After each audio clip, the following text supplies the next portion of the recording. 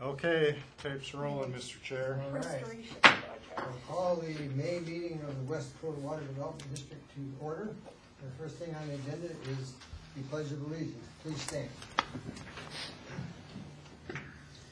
I pledge allegiance to the flag of the United States of America and to the republic for which it stands, one nation, under God, indivisible, with liberty and justice for all. Thank you. The next item is roll call of members. Okay, roll call. May 11th, 2021. Coth, Here. Bjerke, Here. Driscoll, Here. McGregor, Here. Nautigal, Rowe, Here. Mack, Here. Fleming, Here. Harris. Here. And we have one absent, we have a quorum. She just walked in the door. Oh, Nautigal. Here. And say the Gotcha. pledge. Pledge allegiance to the flag You missed of that. America. You have a quorum, right? We have a quorum. Thank you. Welcome, Wendy. Sorry. You're only 20 seconds late, but that's okay. No, my apologies. No problem. The next item is the approval of the agenda. Does everybody have a chance to take a look at the agenda, the first part of the packet? Any, Move to approve. all right, motion to approve by Dan. Is there a second? Seconded by Ron. Any discussion? Seeing none, all in favor of the motion, indicate by saying aye. Aye. Opposed, same sign. Motion carried. Next item is approval of the minutes from the March meeting.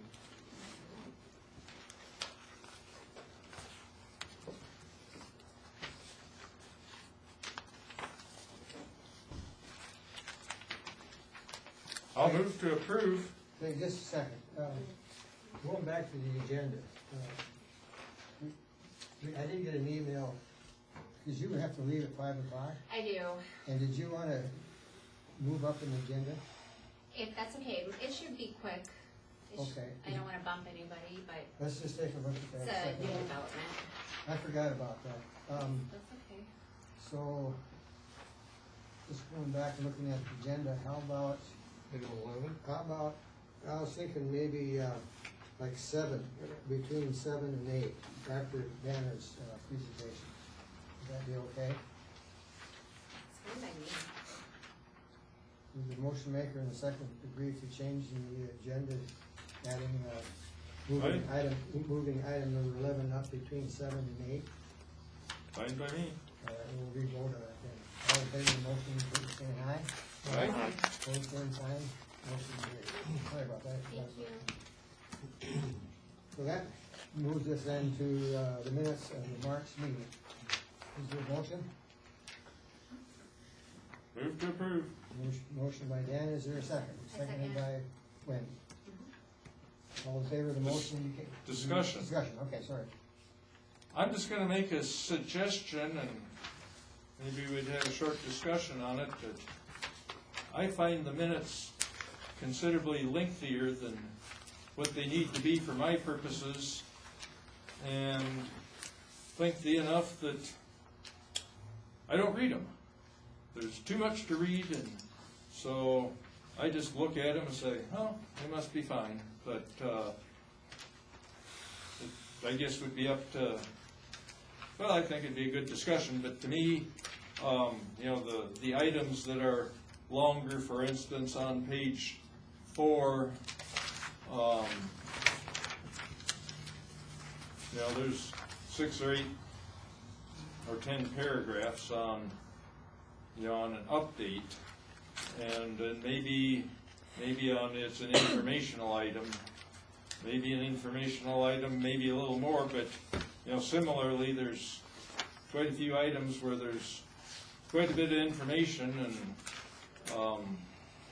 you know, I could certainly live with what was the motion, what was the vote, or anyhow, however it would be done, I would support shorter minutes for the benefit of those that make them and proof them and the like.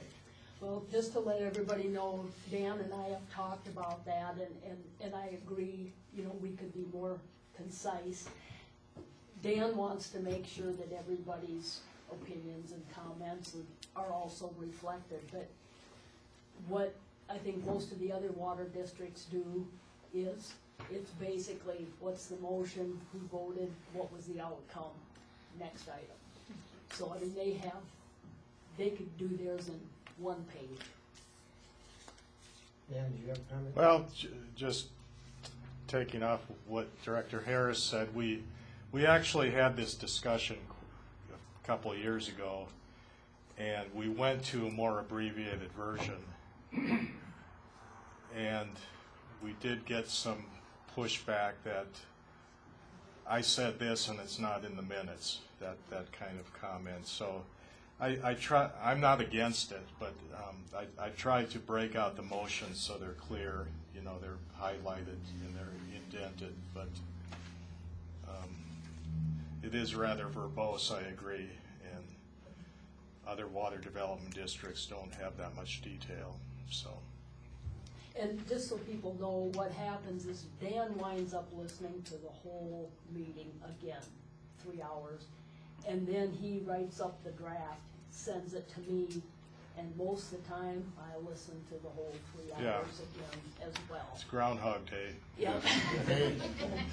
And, depending on what the other directors feel, I would gladly go to a more summarized version. Unless you feel like you made a point and you want it in the record besides the audio record. One thing we could do, and I think it should be more concise personally, but if there was somebody we send out a draft, Dan sends out a draft, and if some board member wants to have an addition to make sure, their point was in the minutes, and they could comment back to Dan, and we could make the correction, committee director, or from the public, as far as that goes, if there's something that they feel is important to be in the minutes, but it is rather lengthy in my opinion also. Anybody else? Randy? Mr. Chairman, how about, because I'm gonna forget what I said back 2 months ago to that meeting, what about if, like today, somebody says, I would really like those comments to be in the meeting minutes? We can correct them. And that way, when he does go back to listen to that, he is sure to include that. I mean, that's a thought, because I'll forget what I said. And so maybe someone can just note that, hey, I would really like this comment to be in the meeting minutes the next time. Yeah. Just a thought. How long do we retain the tape? Years. So it's there. Yeah. That's true too. Yeah, we do have That's what I was tape of all the thinking. meetings, but So, I think the point is, do we want to have this lengthy of a yeah, 5 minutes, or do we want to make it more concise and? it's almost where you have to go one way or the other, because as soon as you start going halfway, you go, well, I'm leaving this out. So were you saying, Director Nautigal, that during the meeting you would state, I want to go on record, or? Actually, I like the idea better that if they're on record, they can be made available upon request. If they have to, how long do they have to be kept? How long, is there a certain number of years that they have to be kept? I don't know the answer. Okay. No. We keep them indefinitely, though. I don't think it's even a requirement they be recorded, are they? With these No, videos? the law says that if they're recorded, we don't have, that makes it so we don't have to have the minutes out. I think it's within 3 days or 5 days, but if we have a recording, it lets us go a lot longer than that. Do you suppose, since we've got these minutes done, that you could, and I assume they're on a computer somewhere, we could just go through and cut them down to what a shortened draft might look like and send that around so everybody could see what an abbreviated version would be, and compare it to what we just approved for the last meeting? And we Do you want us to decide, do that with, decide which way we wanna go. with the January minutes, or Yeah, the I ones we guess just- March minutes? The or ones we just today's? approved, January. Oh, If we could, you know, kinda go through, March. get on the March. computer. We just approved March. Was it, Yeah.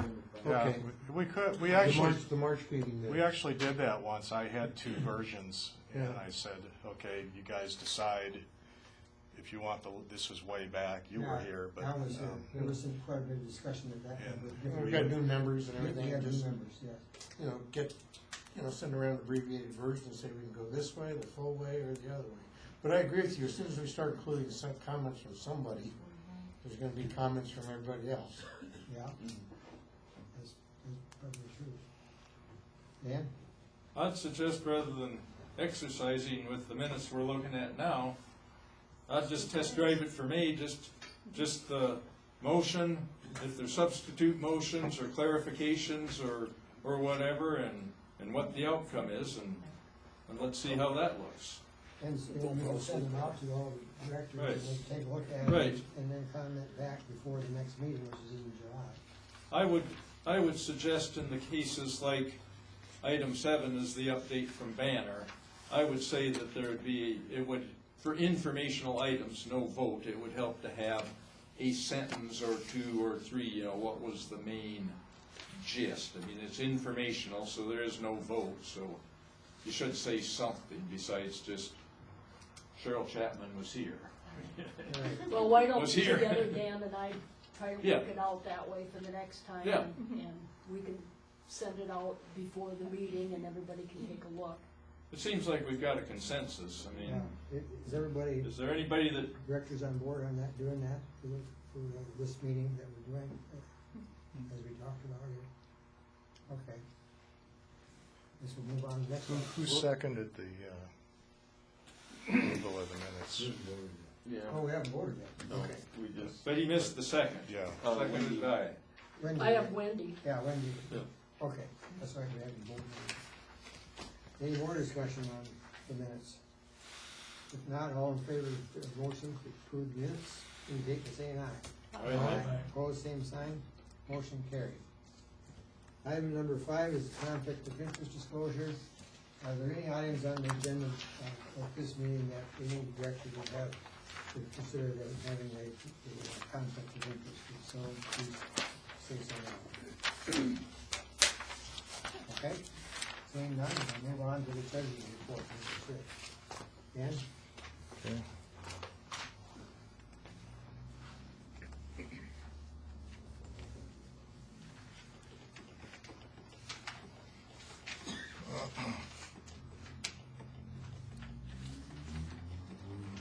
Yeah, these are long. Yeah. That's when I saw 44 Oh. pages, it's like, oh my goodness. Yeah, okay. Okay, currently, funds on hand, and this includes the 2 CDs, which are $200,000 apiece plus a little interest. And checking and savings is $518,538. And our projected tax revenue is $211. Revenue received to date, so this includes our tax levy and some interest, is a little over $27,000. And I expect a big deposit from the county this month. And of course, we have the 2 CDs, and that gives us, I guess I said that, funds on hand, $518,538. Just giving you an abbreviated version here. Appropriations to date, which is everything but projects, we've spent about $21,500, and on projects to date, we've spent a little over $74,000. So the total expenditures are close to $96,000. And if there are no questions, I can move on to the details of the projects. We have currently unpaid obligations of about $199,000, and that would be in this table here. the sum of the right-hand column. So this is, the right-hand column is the balance due on each of these projects, and you can see some of those are paid off, so those are essentially closed out. But and we did get another invoice from Banner that is not included on here. I just got that today. I'll mention the Green Valley Sanitary. That's not going to be asked for until next year. The $125,000 which was part of the agreement. So that's all I have, Mr. Chair. Okay, thank you. Is there a motion to approve the treasurer's report? Moved by Ron, is there a second? Second by Cheryl. Any discussion? Seeing none, all in favor of the motion, indicate by saying aye. Aye. Opposed, same sign. Motion carried. That brings us to item number 7, update from Banner on Task 1 progress on the Missouri River Water Needs Assessment, and Cheryl is here to do that. Yes, good afternoon, and your new digs, it looks great, so. I want to just update you on some of the questionnaires that are coming in. I expect to have much more news when we get together in July, but based upon. Could you get there? Okay. You don't have to hold it. Yeah, okay. But we have about a dozen questionnaires in. 8 of those 12 have indicated that they would be interested in water. And just to throw out some numbers to give us all a feel for it, we've had not a request, I wouldn't say, but the question is more like if water was made available and it was the right price for your community, how much would you be interested in? And so far, we've received 13 million gallons per day in a request. Now, that does not include the city of Rapid City. The city of Rapid City averages 9.5 million gallons a day, just to give everybody some context here. And just a little quiz, how many million gallons a day is 10,000 acre feet your future use water right? And I'll give you the answer. It's 8.9 million gallons per day. So already we've exceeded the amount of the future use water right that you have, to give you a sense of that. Yes? I do have a question on that, because you mentioned that when we were Yeah. discussing that last time. Is that that peak daily, or? That's is that- their average number. There's 10 Yeah. million gallons of average per day for a whole year? City of No, Rapid. no, I'm talking about this 10 million, or Oh. 13 million that you said. That's, Is that the peak day? no, it's not. It would be thought to be just averaged out. Oh, Yes. really? Yeah. That's a lot of water. So it is a lot of water, and there are communities that we know will be turning in questionnaires that will have more water. So there's a lot to think about and consider. And what will happen is the new nonprofit corporation, or whatever entity it is that will be formed, will be tasked with addressing where does additional water come from. And it may or may not all come from the Missouri River or other sources, but just to give you a sense of the need that is out there right now. Talbot Wazorek, as you know, is the attorney helping to look at a new nonprofit corporation. He's in the middle of studying other examples and things like that. And his thought is within the next 3 to 6 weeks, we could begin to have informal meetings with those communities, rural water systems that have indicated an interest, to just talk with them about the kind of organization they would like to see. So again, I think by July we'll have a lot more information on all the fronts, but I'll just stop there and see if there are specific questions right now. Any questions for Cheryl? Did you have a end date on when you wanted to get those questionnaires back? Well, frankly, we had hoped by now we would, but just in talking with folks, we know it could be another few months, because they're meeting with their elected, whatever the governance is for those organizations. I'm really hopeful that we'll have made much progress by the next time we're together in July. You'd sent out, what, 100 of them? Or? Well, 75 to 80 have gone out, but there's a really interesting phenomena has come up, and I can't recall if we've talked about it, but there are all of the smaller water users, ranging from a Rapid Valley water, which is big, to like a small subdivision. But they're big enough that they have to be registered with the state of South Dakota to deliver drinking water. And we are just in the process of sending out about 350 more questionnaires to that group. And we've tried to look at how to best do that efficiently, because, is there an expectation that all these small water users are going to have to do something? And so there's a lot of very interesting policy questions, I think, at hand with that. But I would, if we all, I don't know if anybody brought the big USGS water hydrology study books today, but right at the beginning of that study, there's a pie chart of incorporated water users and unincorporated water users. And the incorporated is like 55%, and the unincorporated is 45%. And so it's not an insignificant amount of the population that needs water but is not going to be served by a major water system. And so, so it's important to see what data we get in. And I think some of those water users are more organized than others, so we could get answers back.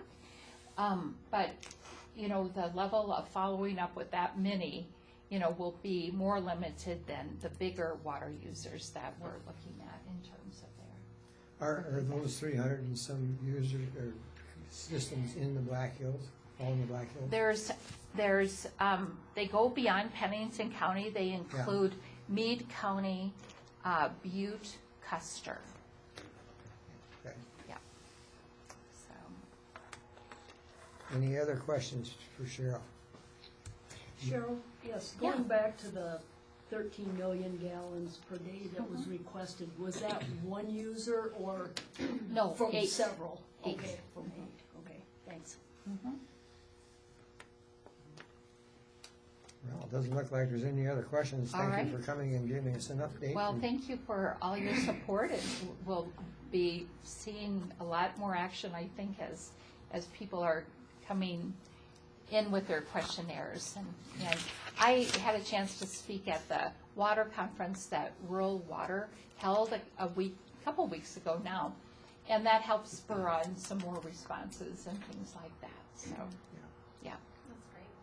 Thank you. All right. Well, our Thank next you. meeting is in July, so Yes. if you would come back and give us an update, we'd appreciate it. I will certainly do that. Thank So, you. All right. Thanks, everyone. Okay, Wendy, this is item number 11 we're going to take up next, and you have the floor. Right, thanks again for, do you want me to stand up? Do I need to go up here? Or can I sit? Oh, no, you're fine, but Okay. I want to point out there's a handout in addition to the packet. It has some bullets Just on one it. page. And thank you again, Dan, for letting me jump in here. So, I don't know how, of course, you guys all know me, I've been on the board now about a year. Wendy Noctegal. The nature of my day job is I'm a compliance manager, and what myself and my team do is study controls and process around different practices and procedures within a financial company. So a couple months ago, I thought, I'm kind of interested in what this looks like. What I did notice, and I'm not saying anything is wrong here at all, but what I did notice is that there didn't seem to be a standard of what we request when we are getting asked for funds to be appropriated for certain things, whether it's a payroll situation, paying a student from the School of Mines, a grant situation where we hand over the money and what's the expectation, do they report back with what the results are.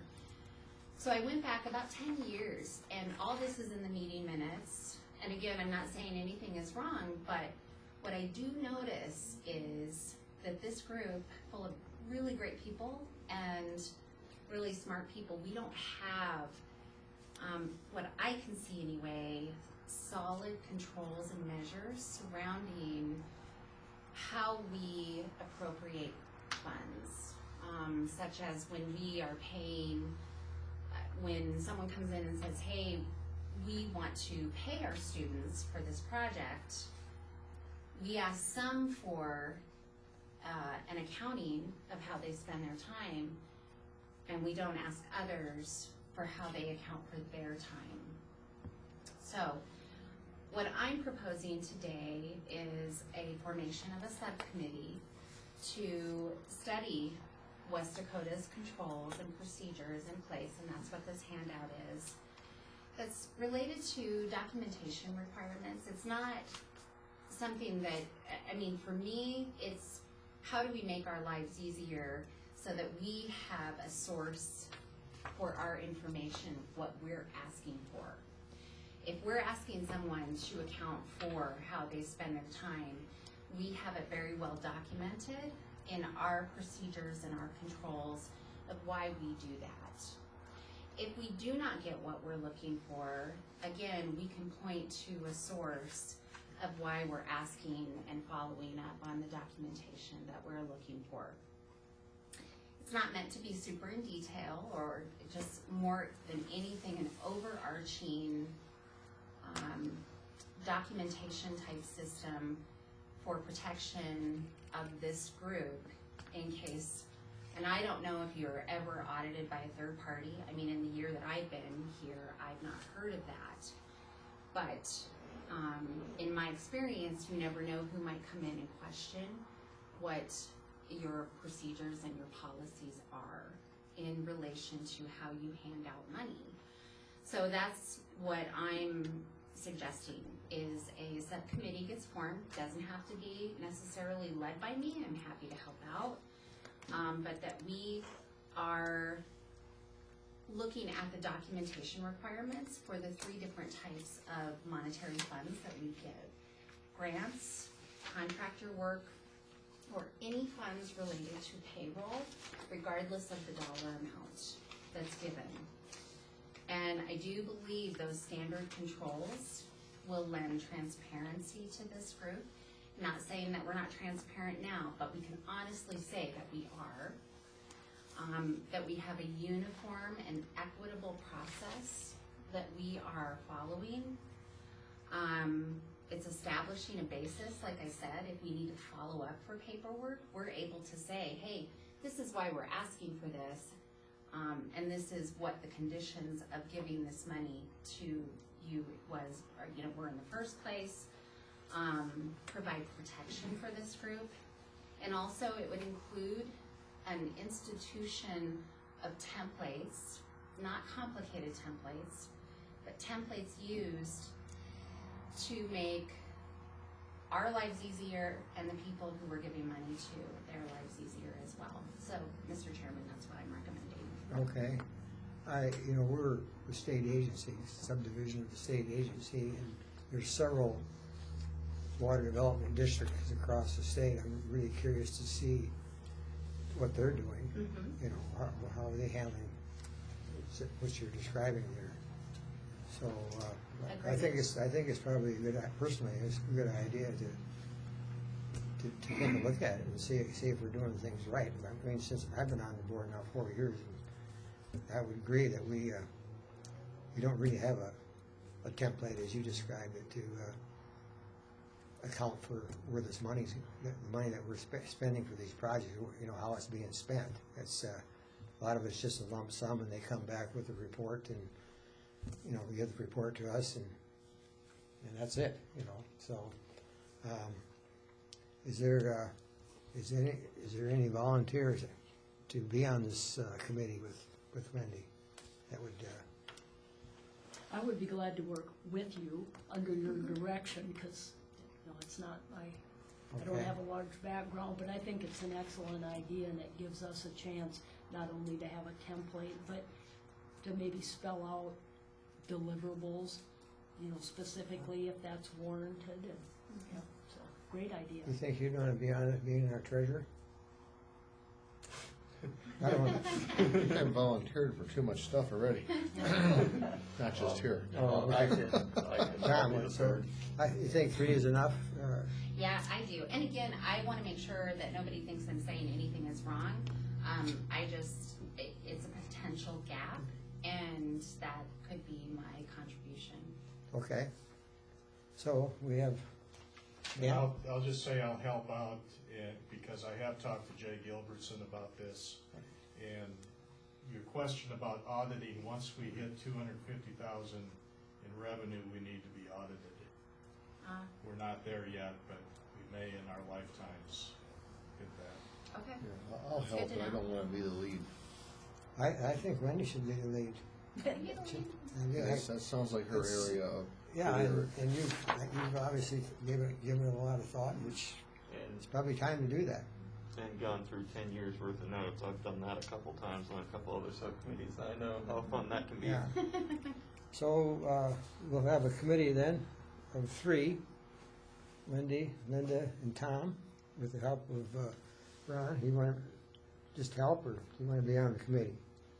Well, I'll be a part of the deal like Molly Oh, or okay. whatever, yeah. And, Or just, you know, we can reach out to you as needed. okay, sounds for good. input. I might have more input on, how the consulting world does deliverables. Okay. And Let's put that in the form of a motion, and we can vote on it as a board. So, would you like to make a motion to do that? Sure. And you can tell me if I say this wrong, but I do make a motion that we form a subcommittee to study West Dakota Water Development District procedures and controls related to documentation requirements for 3 different type of monetary requests, to include grants. I've lost. Oh, no, sorry. Motion to form subcommittee to study controls and policies surrounding documentation requirements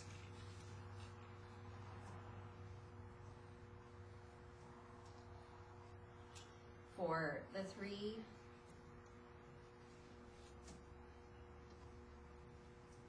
types of monetary requests.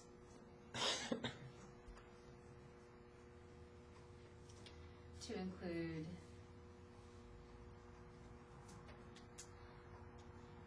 grants, contractual work, and anything related to a payroll scenario.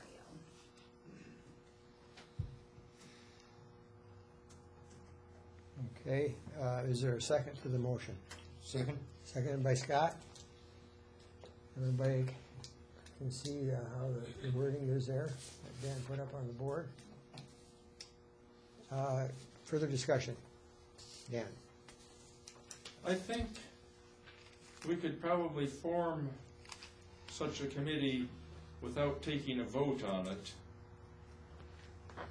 And the agenda item is listed as a discussion item as opposed to Oh. a proposed action. So I would suggest that rather than doing it as a formal vote, we just form a committee. Volunteers. Anybody to have a be on the problem with committee. that? But you're right, I mean, it's, Right, in terms of It's- keeping with state law to, basically Yeah, it let wasn't- people it know wasn't it's a clear if this is- discussion item. yeah. Our item 7 was an update, clearly an update, no action being taken. We've got proposal to fund, action coming up, so, my preference would be just to form the committee without a vote. point well taken, I would agree with that. So let's forget the motion. It was good exercise. Saving He had a practice. bunch of helicopters. Well, we did, Save that for your next meeting. yeah, So is Directors Nautigal, Harris, and Director Mack, is that? Yeah. yeah, with the With help, with the auxiliary help of from you both and and, Ron uh, Cole. All right. That was a good point, I hadn't thought about that. Thank you for bringing that forward, Thank you, Wendy. and also for letting me jump in. You bet. So, we're moving on to item 8, and proposal to fund an erosion control project at LaCroix Disc Golf Course in collaboration with the Rapid City Parks Department. And this is your item, Dan. I guess that's my item. So, I'll make a motion here very soon, to make sure we have a second, and before we really start the discussion. And I guess the way I'd like to approach it, I've probably lay things out for just a few minutes. It'll be pretty brief because, the proposal had been circulated to directors ahead of time to give them time to digest things, and we basically talked about it to some amount as an informational item in March. And then I'd like to bring in Scott Anderson, who's with the City Parks Department, and let him just provide a couple of thoughts, perspective, before we start our discussion. So, if so, It's locked up on me here, so. So- I know you got some slides. the motion, I provided Dan Mullally with the motion ahead of time. It streamlines things for all of us. It was basically to the effect, it'd be a motion to fund for up to a maximum of $12,000 revegetation erosion control project at the LaCroix Disc Golf Course in collaboration with City Parks Department. The maximum allowable amount would be $12,000. So, do you have the motion at hand, or is that close enough, do you think? That's probably good. I'm just trying to get things working here. Well, let's go ahead and get them working. We can take the time to get it working. It comes up and then it fails on me, so let me. Oh boy, let's see here. Let me start over. Sometimes the screen capture recorder gets confused and messes up. Hopefully it won't take several minutes like it just said there. Okay, that's better. Motions.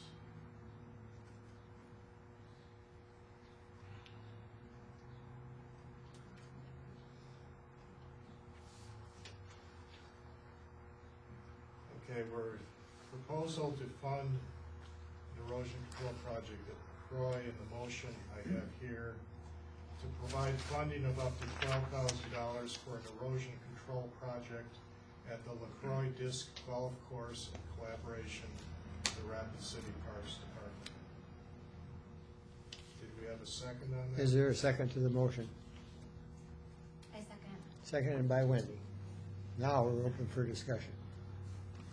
So just a little background on it, how it come to be. I perceive it as a good place to work. I'd actually, when I first got the idea of,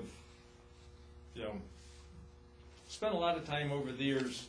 Rapid Creek has been studied, and I kind of got to looking at all this sediment and thinking, why don't we just fix it? Start fixing it instead of studying it. And Star Village area came to mind, and in particular, I talked with the City Public Works Department initially. There's some pretty severe erosional areas on the west side of two underground water reservoirs that are on the west side of Star Village. And actually, Dan Bierke and I talked with them about that, and they said, well, it sounds like a good idea, except, there's some houses and streets down below, and maybe it'd be a good idea for you guys to get some practice at this before you do it. They're always concerned about liability if something comes sliding down the hill, and then somebody's gonna wanna sue them. And so, okay, fair enough, go looking elsewhere, and, you know, I live half a dozen blocks west of LaCroix and go by it many, many times a year. There looks like the sort of spot, and so, I guess I found my way to Scott Anderson here, and we looked at it, and, you know, we've progressed to where we are now. So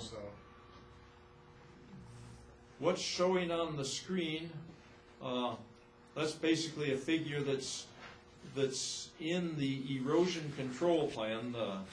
The meeting packet includes a proposal for this work, which is very short, and then it includes an erosion control plan. And, you know, at our March meeting, you know, Director Koth had suggested that it would help to have such a plan, and turned out to be a lot of work for me, but in the long run, it by the time you get down to actually doing the project, you need to know how much of what are you going to buy, and you know, the logic for having such a plan is good logic. I don't know what an erosion control plan is supposed to look like. I guess he called it a site plan, if I recall, but I called it an erosion control plan. I've never seen one before. I didn't look for any templates. I just kind of made up my own, I guess. But anyhow, this slide shows basically. Uh-oh, it looks like we're going to have trouble again. It's let me show this first slide, and then it really won't matter. It's on page 20 in everybody's packet. It's probably the easier way to do it. So there are basically three different kinds of primary erosion control measures that we would propose to implement. So the red polygons would indicate what are called the RVEs, which is my shorthand for revegetation. And so we've got RV 1, 2, 3, and 4. There are 4 levels. RV 1, which is in the lower, mostly center, left of center. RV 1 is pretty flat. It's the easiest area there is to work with. And just north of it, there's an RVE4, which is the steepest of them.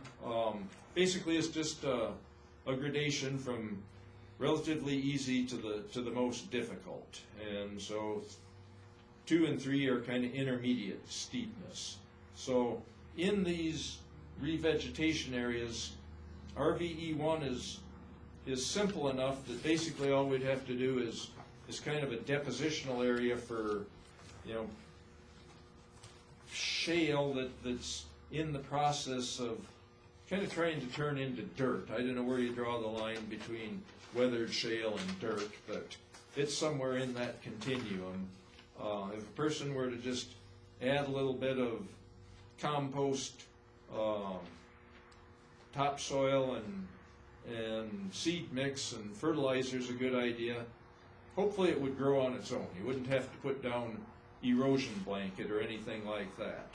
The RVE4, the steepest, you'd have to, you know, it's essentially steep enough that you'd have to pin it down very securely, you know, more rigorous methods, you know, basically heavier type of erosion blanket perhaps. And these are all pretty small areas. I guess what really led me to the gradation was more the Star Village area, but basically that got done first and it trickled down to this one. So anyhow, that's kind of your standard trying to grow grass on it. The blue polygons are RC areas, rilling control. So 1 and 2 are the easiest, smaller rills. 3 and 4 are the worst, the biggest, the deepest, steepest side slopes. Dan, can you explain to the people here what a rilling is? So a rill I don't know if reeling's a word, I may have made that up. That's why I was asking. But a reel is a small crease in the soil where water is beginning to collect and transitioning from, in the business they call it sheet flow, and eventually it concentrates into a rill.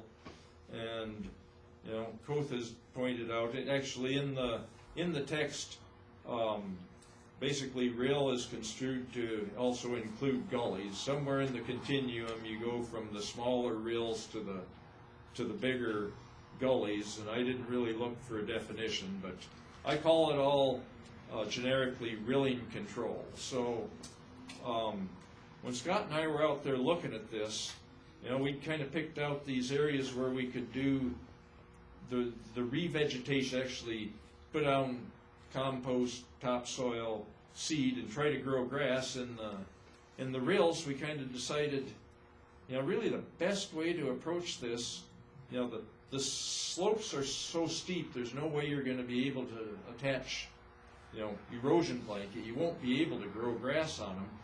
Why don't we just stick like a straw bale in there, anchor it there, and give it some time, and let the sediment's going to run down there into it, and see if it will eventually begin to control itself. So then as we move into the green polygons, those are the CSWs. That is cross-slope wattling. So a wattle in one sense is kind of an appendage that will hang off the head of a bird, such as a turkey. A wattle's also a name that they use for it's like a sausage. Sometimes they refer to them as socks. So you see them around town. We could probably look out the door here somewhere and see one, but commercially they seem to come in either 6-inch or 9-inch diameters. The lightest ones are filled with straw, and the material is quite light. And then the material can get heavier. You can also fill them with wood chips or other things. Well, Scott and I looked at this. We said, this is really just there's no way up in these green polygons that we can put down material and pin it down with erosion blanket. We've got to let's just leave it alone for now. And then sometime after we talked, it occurred to me, these wattles, if you'd string them across the slopes, so the next slide that Dan would show us if his machine would work, actually it's not in the packet. It was kind of secondary. It just shows little green lines in there where you would hypothetically place these wattles. So the term wattling, again, I doubt if we'd find it in Webster, but it's good enough for the girls I go with. Right there.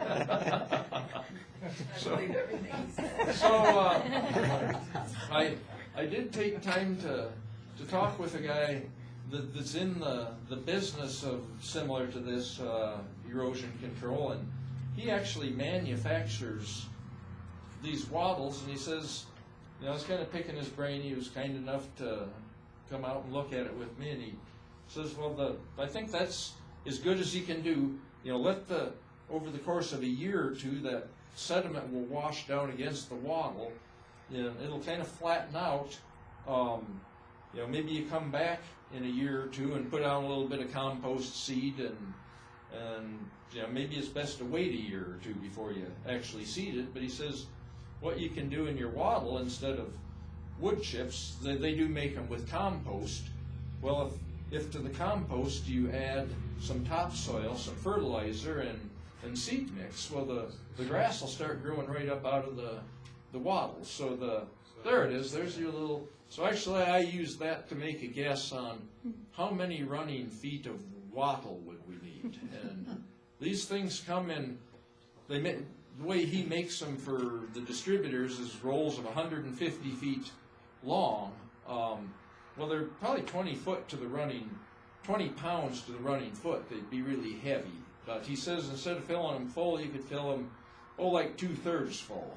And instead of doing 150 foot, you could set up right on site and manufacture them right there. 10 feet long, 20 feet long, actually even 2 and 3 footers to put down in your rills and gullies.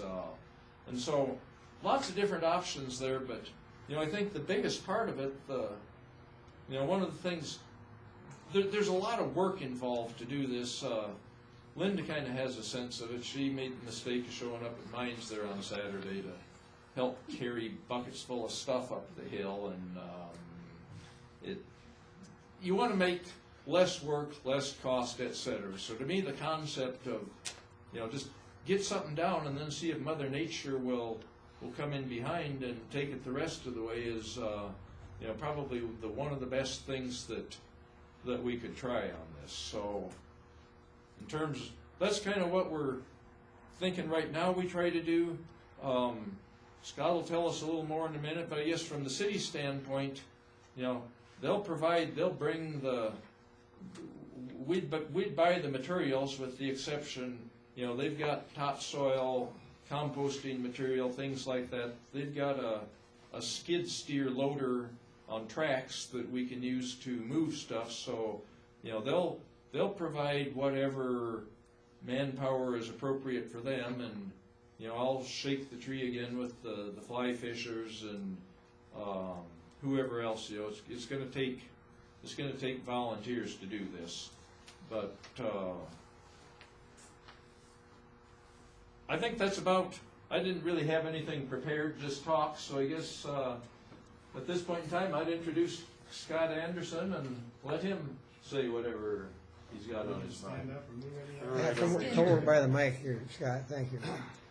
I didn't have anything prepared either, I guess, but just wanted to commend Dan on his thoughtful plan here. That's a little bit more than I would have envisioned when me and Dan waddled around the hillside there. But I think it's a good project, something to get done. And you're talking about practice. I think this is a great place to practice because it's a terrible site. It's really steep and really crappy soils and not much growing there except for the some spotty native stuff. So to get some practice on doing this, I think there's not much action over there. We do have the disc golf course, but yeah, I think it's a perfect spot to learn and to get some stuff done. Right now, as far as parks is concerned, there were the old golf greens out there. We had access to the topsoil from Fitzgerald Stadium, that project. There was a couple thousand yards of pretty good dirt back there, so we were hauling around to different sites and hauled up to LaCroix and got the greens at least covered with dirt and kind of mixed in, and had Second Nature Landscaping came in on Friday just before the moisture and got it all seeded and hydro mulched. So that'll be a bonus for at least that part of it, which isn't part of this plan, but we did leave a couple piles there of dirt kind of at the bottom of the red right spot there and a little bit up top. The guys actually spread a little bit of it, but we can get back in there and just work with you guys on what we want to do. When it comes time, if we want to do this later in the summer, we do have a stockpile of that pretty good dirt, so we can bring that anytime, pretty much anytime we feel the need to get started. So, yeah, otherwise it's been a pleasure so far working with you, and hopefully we do learn some stuff, because I've never really seen an erosion control plan either. I know they have some stuff kind of like this, but kind of flying by the seat of our pants and making up words for the dictionary and stuff too. So, Scott, you talked to the Park and Rec board too about this project, and my understanding they were in favor of moving forward with the city. Yeah, they were. It was an informational item at one of our meetings, and yeah, they were all for it. They said to go ahead, and I ran it by our liaison to the city attorney's office, Kinsley, and I sent the original plan to her, and she kind of sent back, what do I need this for? It's about just informational, just so we're following the right steps. And I think everything is a go on our part. If we can share in some of the expense too. I know you have some, if you approve it, we'll have your funds, and we'll have at least the in-kind stuff, like the materials, or the dirt and the equipment and stuff, so. Okay, We can provide a little bit of labor too, so. you have a question, Ron? Yeah. Go ahead. Remember, I have a couple of questions, they're kind of tied together, and maybe it's just too far ahead of the game, but are you guys pretty well tuned in on what you need to do as far as the kinds of seeds you're gonna wanna introduce? And then would those seeds be things that you would presume to be more of a native, non-maintenance activity, or would there be mowing required following, growth?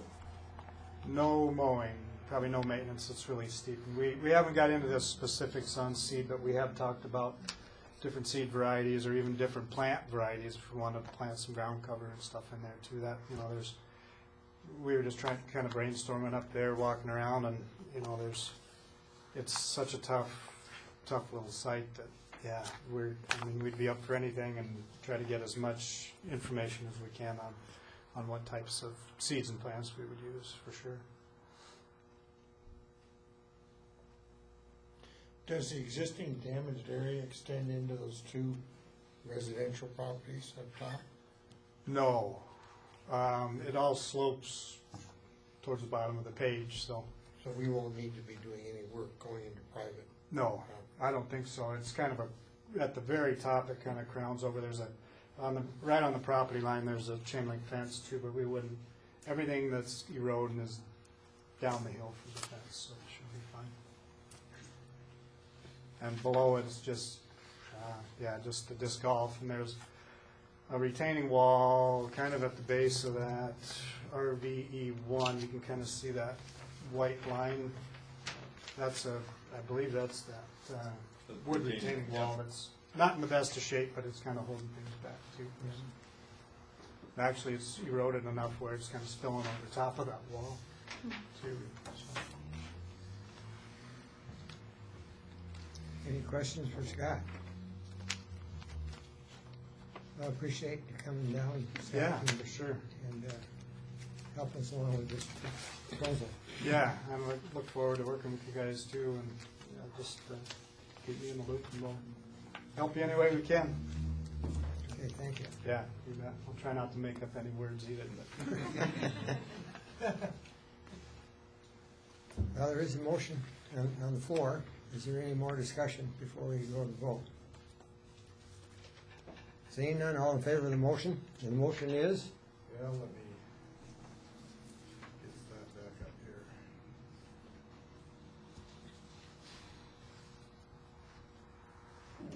Funded up to a max of 12,000 is the short version. I'm just gonna have him put that motion up there for everybody. Everybody see the motion there? Motion by Driscoll, seconded by Nautigal, to provide funding of up to $12,000 for an erosion control project at the LaCroix Disc Golf Course in collaboration with the Rapid City Parks Department. Okay, thank you. All in favor of the motion indicate by saying aye. Aye. Pose same sign. Motion carried. Thank you. I'll just note, when this project doesn't work out, we'll call it a Driscoll.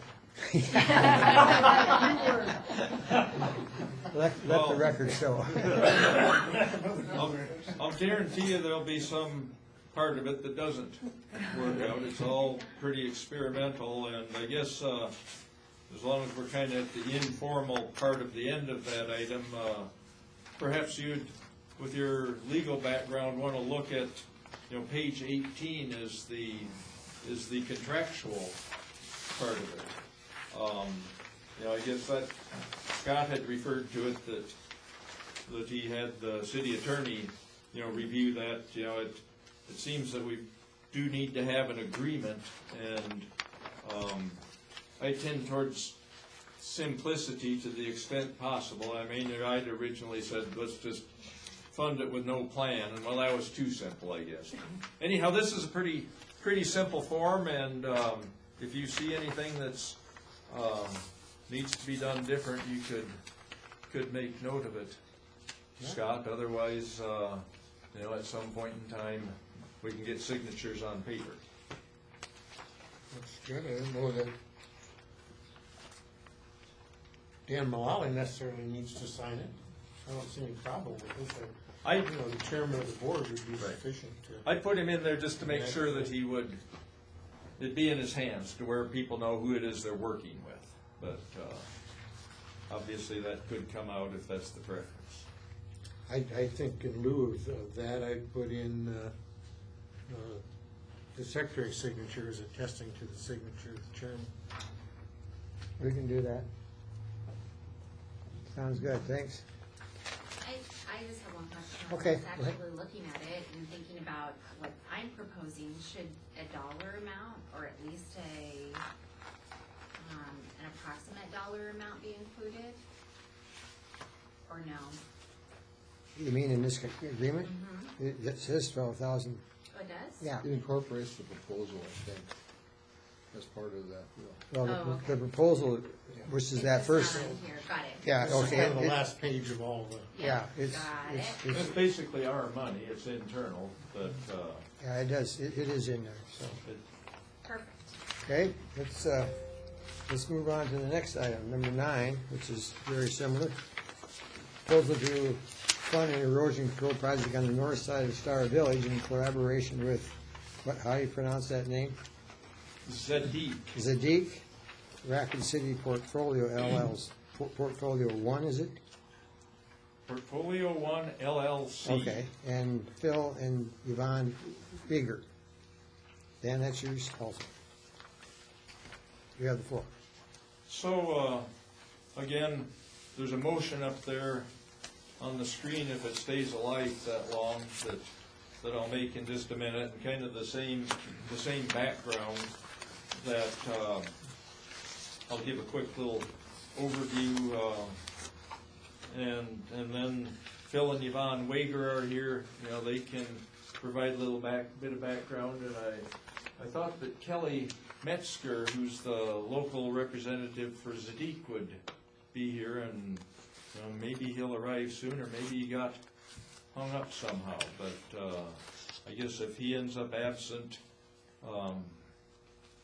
so be it. But so again, with that background, the motion will be to fund this Star Village project with the two entities, Zadig and Phil and Yvonne Wager, for funding in total up to $25,000, and the breakdown on that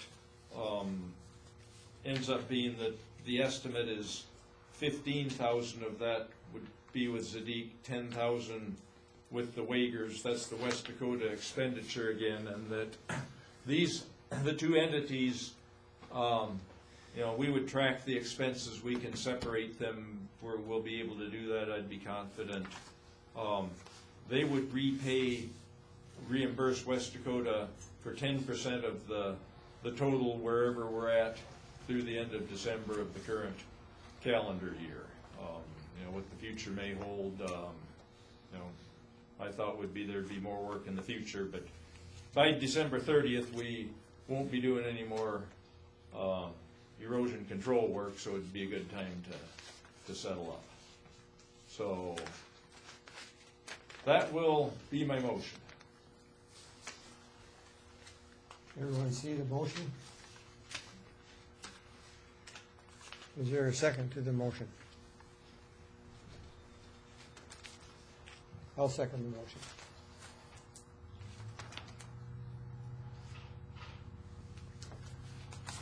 So, Discussion. first my overview. I guess that's the start of discussion, is All right. my overview. Okay, go ahead.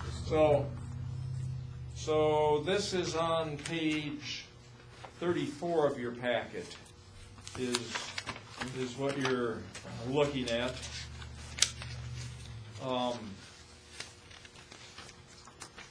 So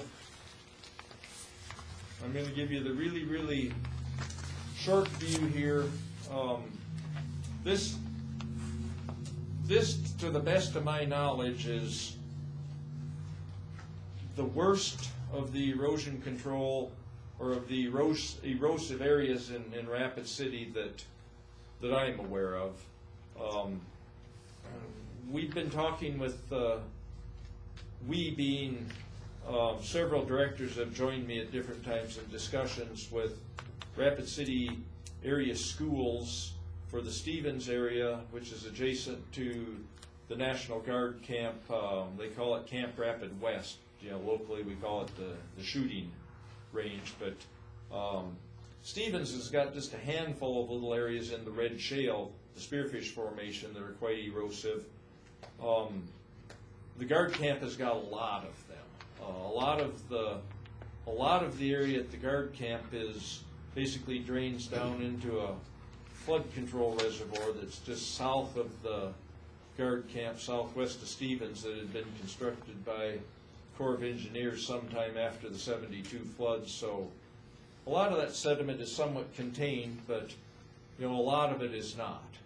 Sum total, they've probably got more bare dirt out there, but beyond that, this is an area that really needs help. The far northeast corner of it, basically where East Boulevard, there's a driveway that goes to the west.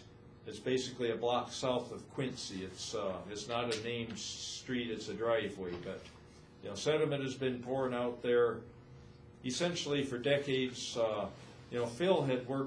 Phil and Yvonne had worked with a previous landowner. Actually, the Zadik property some years back had been owned by the family of Robert Akers, who had been a board member here for a number of years, and it's since changed hands. But they'd gotten together to install silt fences in there that have done really well over the years. I've shown slides of them before, so not going to now, and they're basically full up to the brim. And of course, one of the concerns is that at some point they're going to fail. They're basically failing now, and so in terms of the things that really need to be done, the highest priority is to shore that up with power poles. And I've talked with Tim Rogers he's environmental director at Black Hills Energy, also a former West Dakota director, but he thinks he's got it such that they'll be searching for poles for us, and they can deliver them. We can't just put them right there because there isn't room to put them. We're going to have to wait until we're ready to work on them. But on your map, Area 1, instead of calling these re-veg areas, I had to break them out differently. Area 1's in the far southeast corner. Basically northwest from there, there's quite a flat spot, and there's a lot of room to put poles there, and it involves bringing the poles in basically through a driveway there between a couple of houses, but that's owned by Zadik, and they're agreeable to it. So hopefully we've got a source of material there, and that's one of the highest priorities. I guess I digressed a little bit. Part of the reason that to me this is an attractive project, the silt's coming straight down into the streets there, and then a block further west of East Boulevard at First Street. So those of you who've gone out and looked at the site with me, you can see it in Area 8 there. You can see those, it's a gully. Basically leads down the gully, transitions into the right-of-way that's owned by the Rapid City. It's part of the first street right-of-way extends up there.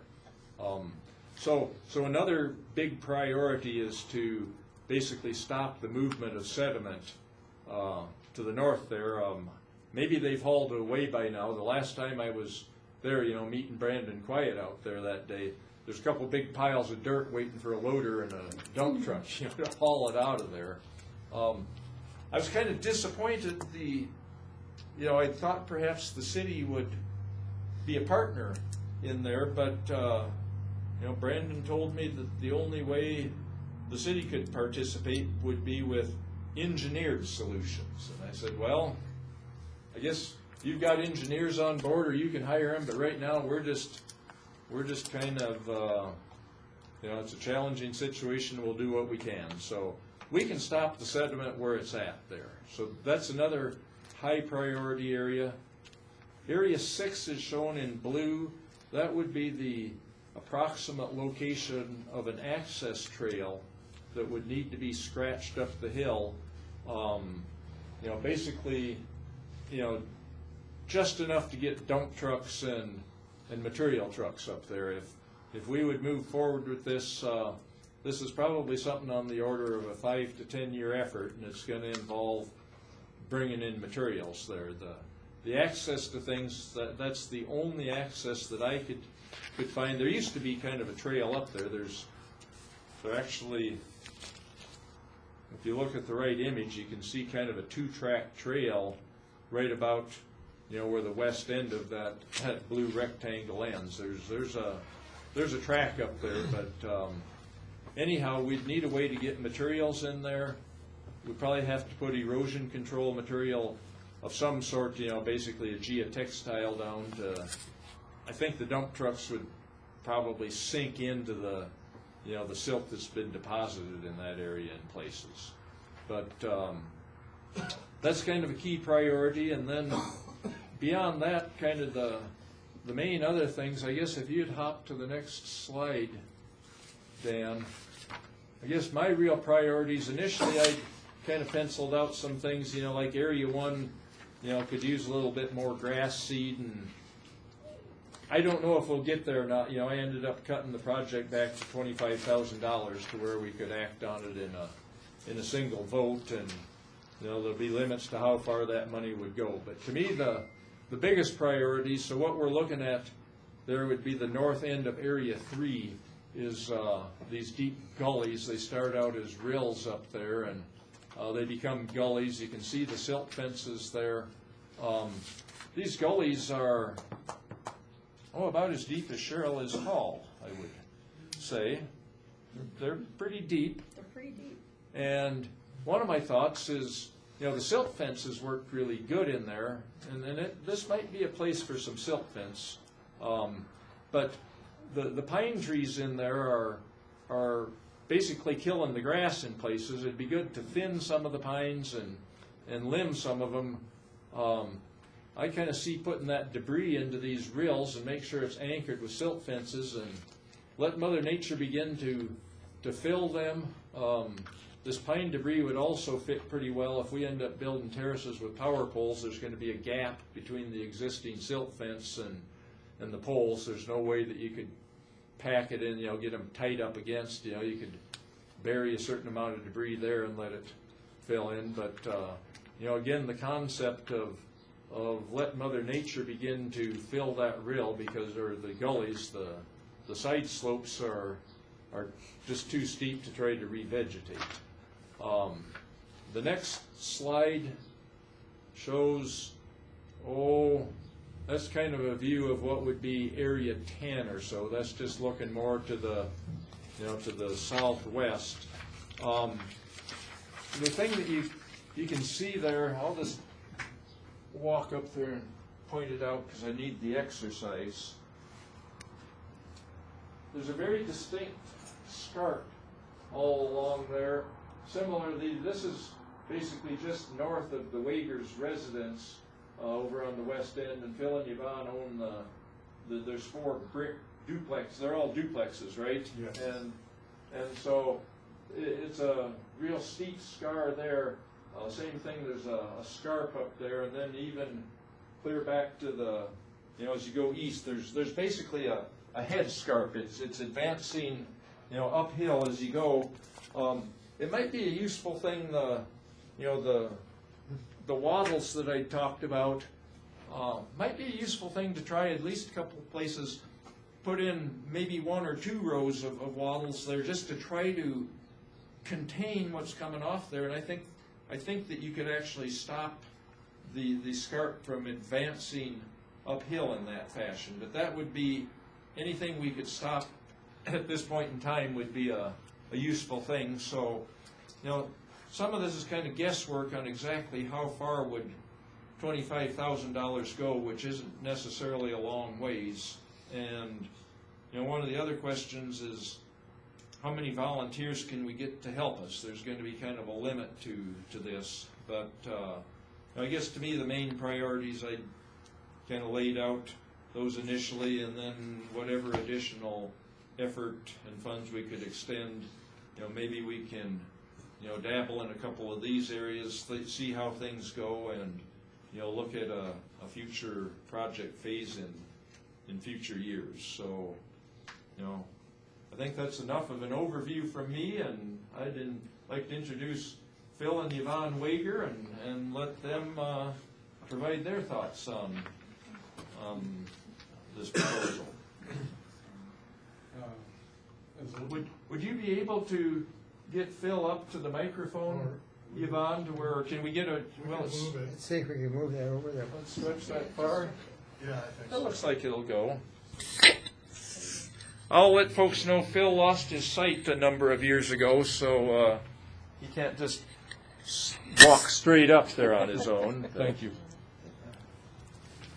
And I hadn't realized it the first time we met, Phil, and then eventually you'd mentioned it. I said, well, I hadn't really realized that. But anyhow, go ahead. Just as a way of background, I was born and raised in southeastern Illinois, attended college in Illinois, taught for 18 years just south of the state capital at Springfield. And my brother, who got his PhD from the University of Illinois, got a job at the School of Mines. Is how I ended up out here. I retired in 1984 when I moved out here, and at that time I'd saved what I thought was enough to sustain me for the rest of my life. It didn't turn out to be that way, though. But I was fortunate enough to rent a converted garage, a small one-bedroom apartment, for $150 a month, all utilities included. And in 1983, my parents bought the first half of a duplex on Highland Court. And after 4 years, I moved up to Highland Court, acquired a duplex. My brother acquired a unit up there.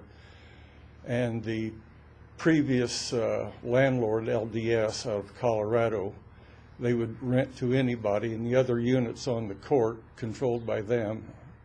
When the bars closed at 2 a.m., it was party time on Highland Court, and the next day we were picking up beer cans and stuff. My family, my brother and father and I, were fortunate enough to buy the entire court around the 1988 period. And when I rented the little one-bedroom down on 615 Elm Street, I would walk across East Signal to, what's the name of the street where you live? Sorry. Crescent Drive. Crescent Drive.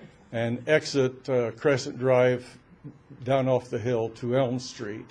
Then Doyle Estes bought the land up there, built a low-income property, which sort of put an end to that.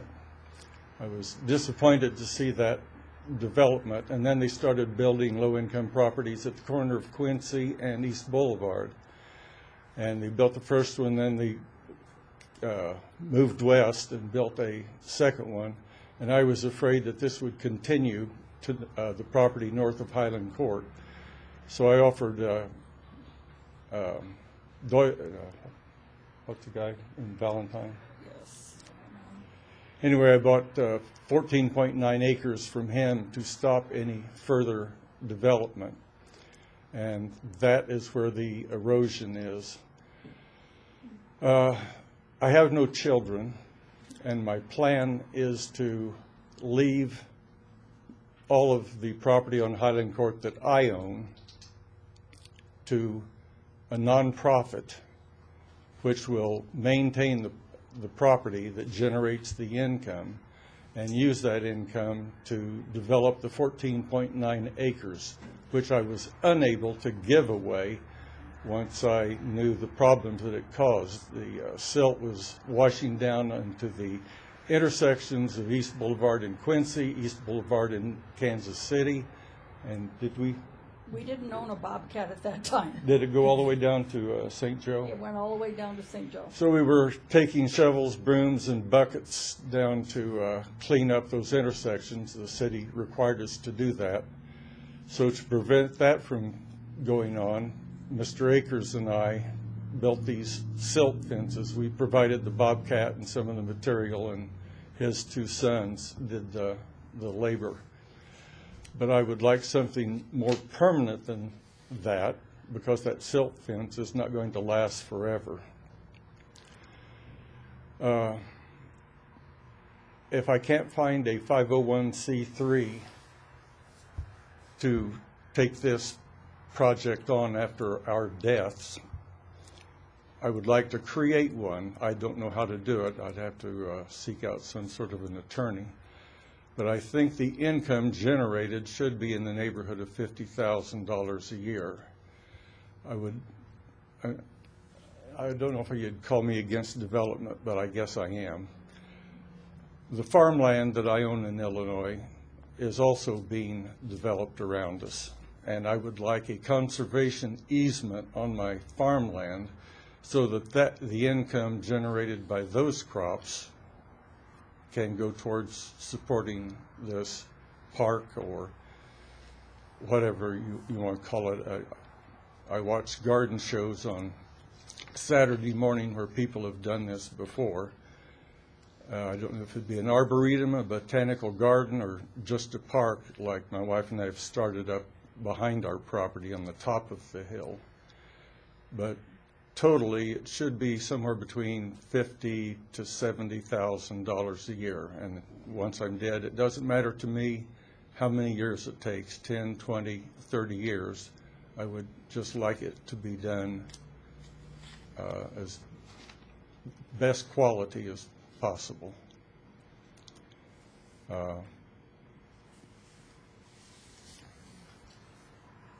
I tried to give the land away to, well, half of it to Bob Akers, the eastern half, which I knew was too erodible to be developed.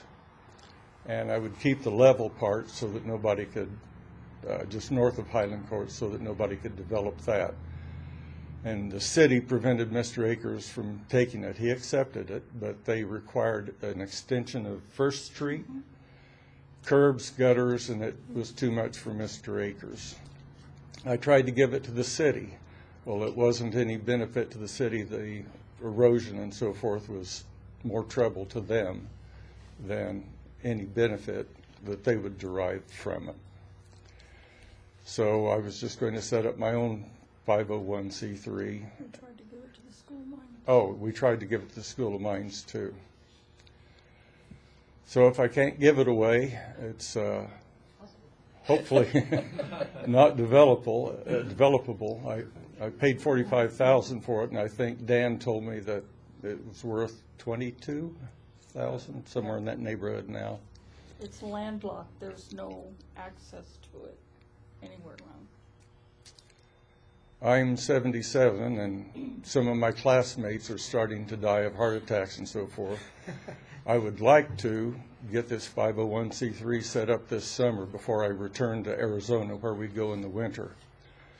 And I don't know how to handle the duplexes on the top that would generate the income. But if anybody knows any attorney who knows how to set up a 501c3, I would entertain any advice they could give.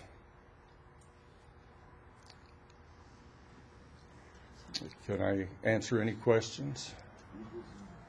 Maybe one thing I should point out I didn't mention, but the Wagers, Phil had referred to it, own a Bobcat, and Zadik owned one also. It's skid steer. They're not tracked.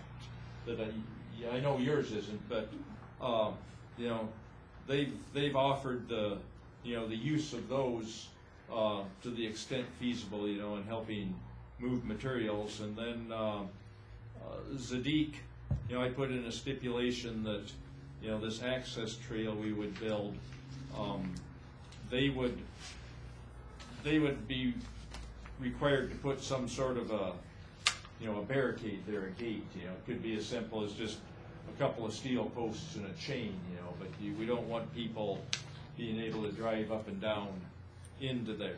And, you know, I'll just mention on behalf of Zadik before we open it up to questions, I noticed I left my cell phone sitting back at home, which, you know, I suspect maybe Kelly tried to contact. I couldn't contact him, so we'll move forward without him. But he's the local rep.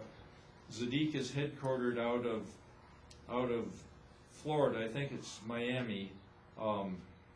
My main contact at the management level is a fellow named Raymond Rotter, who goes by the name Gunner, born and raised in Burke, South Dakota. And it took a long time to establish contact for whatever reason, but I've talked with him now a number of times, and they're just totally enthused about this. I had mentioned to both Gunner and then Kelly that what Phil's plans were, and Yvonne, that this that their property at some point in time could be whether botanical garden, community garden. I guess some of the entities you've talked about are like Love Inc. or Girls Inc. or One Heart, or those are some of the potential entities.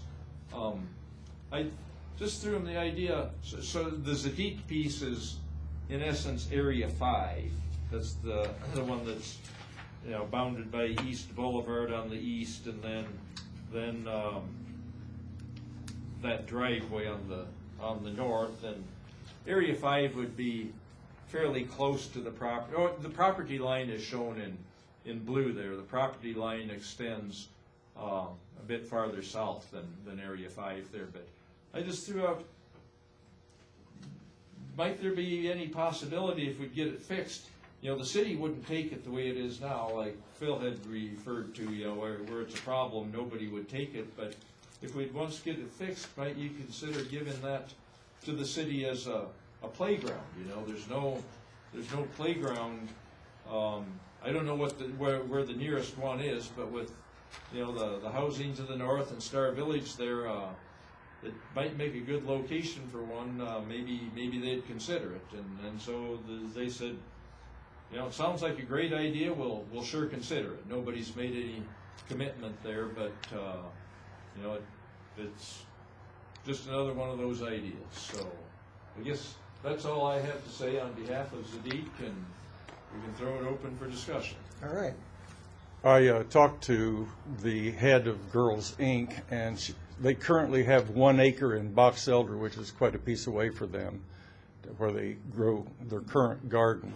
And I committed to give them 1 acre of the 14.9 to do something similar here, which is a little more convenient. I tried to get hold of Charity Doyle of One Heart. I've been unable to get in touch with her yet, but my guess is that she probably wants something similar to Girls Inc., where there would be a community garden for their clients, and I would be willing to give 1 acre or whatever they wish. Okay. Any questions from any of the board members? Are any structures up there now at risk of being undercut? Well, the scarp that you see there is advancing. The Zadik property line is fairly close to the scarp on all this. One thing about the arrangement here is the two landowners need each other for access and whatnot, and that's written into the proposal that they'll grant unlimited access, for the work. So over the course of time, eventually that scarp would find its way up to, basically the Star Village area, but that's a few years away. So beyond that, I don't know that there's any immediate danger, and I'm not aware of any of the material that's going directly into housing areas.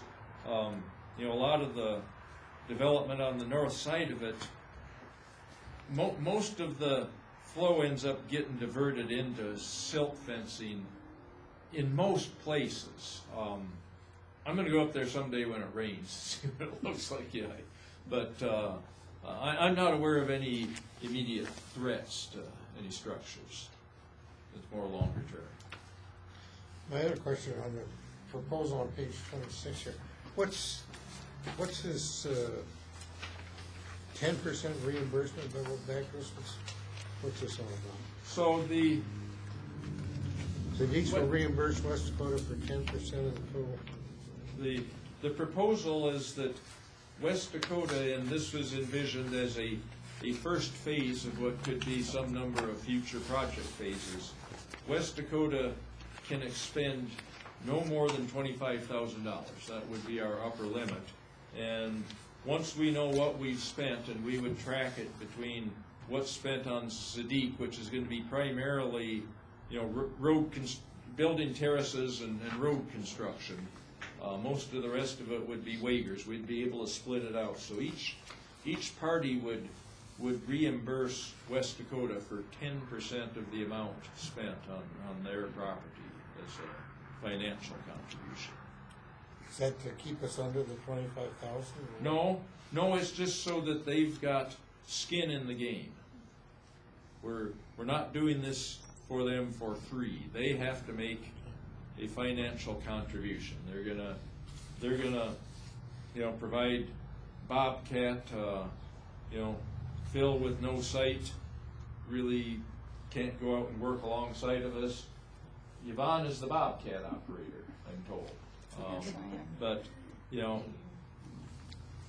I just thought it would, to be able to do it at a, let's say we were to ask a 50-50 cost share, my guess, round numbers, if you were to try to fix that traditional way, you'd probably be looking at $1 million ballpark.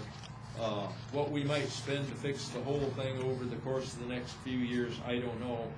Maybe a couple $100,000 if we're lucky. Maybe a little bit. The cost so far exceeds the assessed value in there that I wanted to keep the request for them small, but I think it looks better if there's a financial contribution and both parties were very happy to contribute. It's my understanding, Dan, then on the Sadiq proposal of $15,000, which will end at the end of this year. Right. Actually, if they pay us $1,500 back, our contribution would be Right. $13,500. Correct. Okay. Correct. Yep. Our total expenditure up front will be limited to $25,000, and then 10% comes back. 10% So comes back.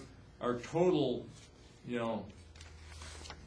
our total expenditure then would be reduced, by what comes in. So the total amount we would spend would be at most $22,500, but we could spend up to $25,000, and then some of it will come back to the coffers.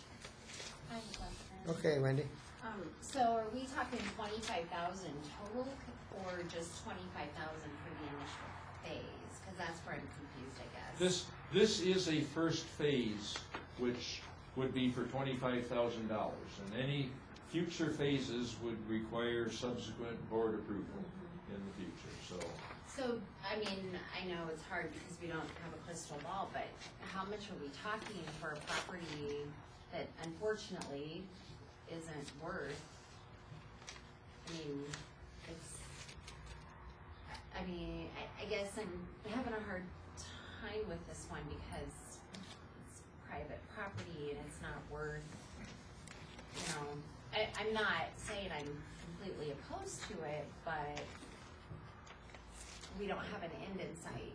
I've got an answer, and then not how much, well, I guess I'd already said I could envision the total cost might be something on the order of, maybe a couple $100,000 if we're successful in getting Mother Nature to help us some. And of course, we're talking about doing it with volunteers, that if we can convince people to come help. If this property was worth $1 million, I'd say fix it yourself. Why does West Dakota need to go in there? But that property, that one, and there's dozens of others like them out there, nobody has any incentive to fix it. That they've been that way for decades, and they're going to continue pouring sediment straight into Rapid Creek until someone comes along and fixes them. And so I've envisioned it as a perfect fit for us, that instead of measuring how much suspended sediment there is in the creek, I say let's go out there and let's just reduce the sediment. Let's help fix it. Got it.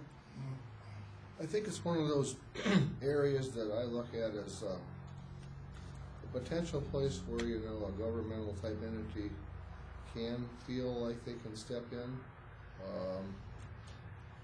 With that end goal of reducing sediment loading to Rapid Creek. I was at the Pennington County Commission meeting a couple meetings ago, and one of the topics there was the CIS grant that they were applying for to try and reduce sediment loading, et cetera, nutrients to Rapid Creek from ag properties, and so there was landowners there talking about that. And one of the things that landowners really mentioned there was that they were sort of disappointed or,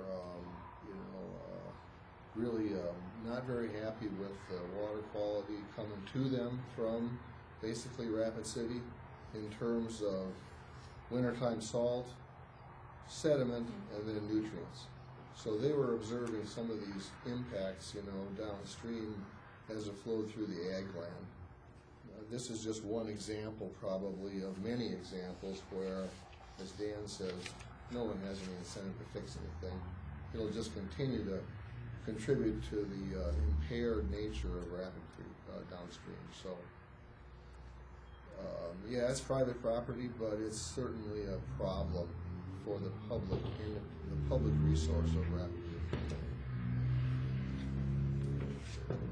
Any other questions? What's that? Harley Davidson.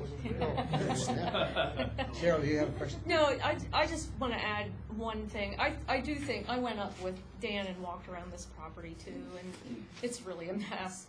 But it's very visible. It's a very visible problem. So I think as a project for us to take on, it's a good one because of the visibility of it. And if we can really improve it and make it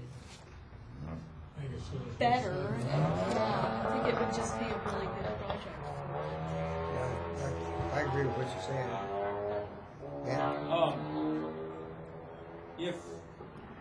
If we actually start a project there, and we've already voted to approve the LaCroix links, I guess my intent is to Seth Tupper, who used to be with the Journal, you know, kind of stayed in the environmental game. He's now with South Dakota Public Broadcasting.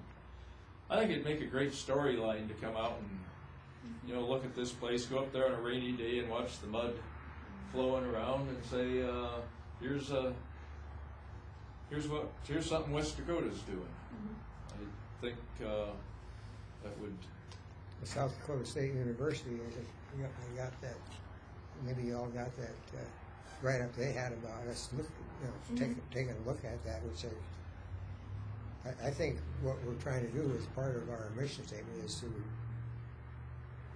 help improve water quality in Rapid Creek, and I mean that's really why we're doing it, in my opinion, especially with this LaCroix project that we already approved.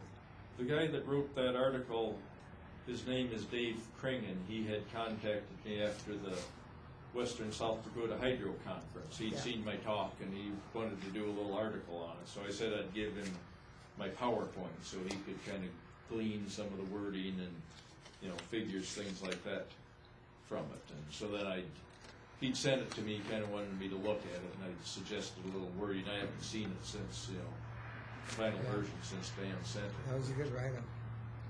Any other, Ron, you got more? Just one comment.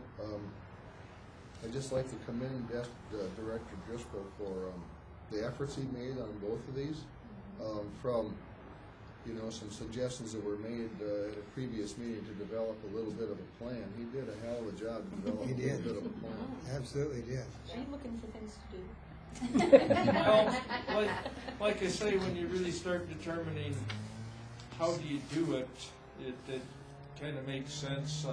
One other thing I hadn't mentioned, I'd mentioned it at least a couple directors, but another suggestion that came in was from Director Harris. Also, as Dennis had come up and looked around with Linda, and she says, how about them bags full of sediment out at Canyon Lake? Could we get any of that to use as dirt? And so I called John Carrero, and that was a while back, and they had a contract supposedly already set up, and he was gonna see, well, you know, could they take it here instead of out to the cement plant? And of course, we didn't have a project, we don't have a project until we vote, you know, but anyhow, then the contract went south on him, and so he had to renegotiate a contract, but he was aware there was interest, and so if we end up with a project, they think about June 1, they'll begin hauling sediment away, and they will be able to bring us sediment to use as topsoil, and again, we'd have to park it up on that flat spot up there where we met up there, but you know, Zadik is agreeable to putting it there, and the wind kind of blows, we might have to put a silt fence around it. We're gonna be buying stuff like that anyhow, so I actually offered, you know, the Dr. Lingwall from Mines if he might want any of this enriched sediment from Canyon Lake, and he emailed back. He says, well, we're trying to work with standard products, and goose guano is not a readily available product, so we'll pass on it. but anyhow, that's kind of a new development. I don't see anybody else's hand up, so I think. Oh, I'm sorry. Yeah. I know that maybe a couple directors had some concerns about it being private property, and I was there, and I think too, it's very visible, it is a big problem. It would be a nice kind of a test case for us to get started. Do we need to add any stipulation that at this point in time, this is it?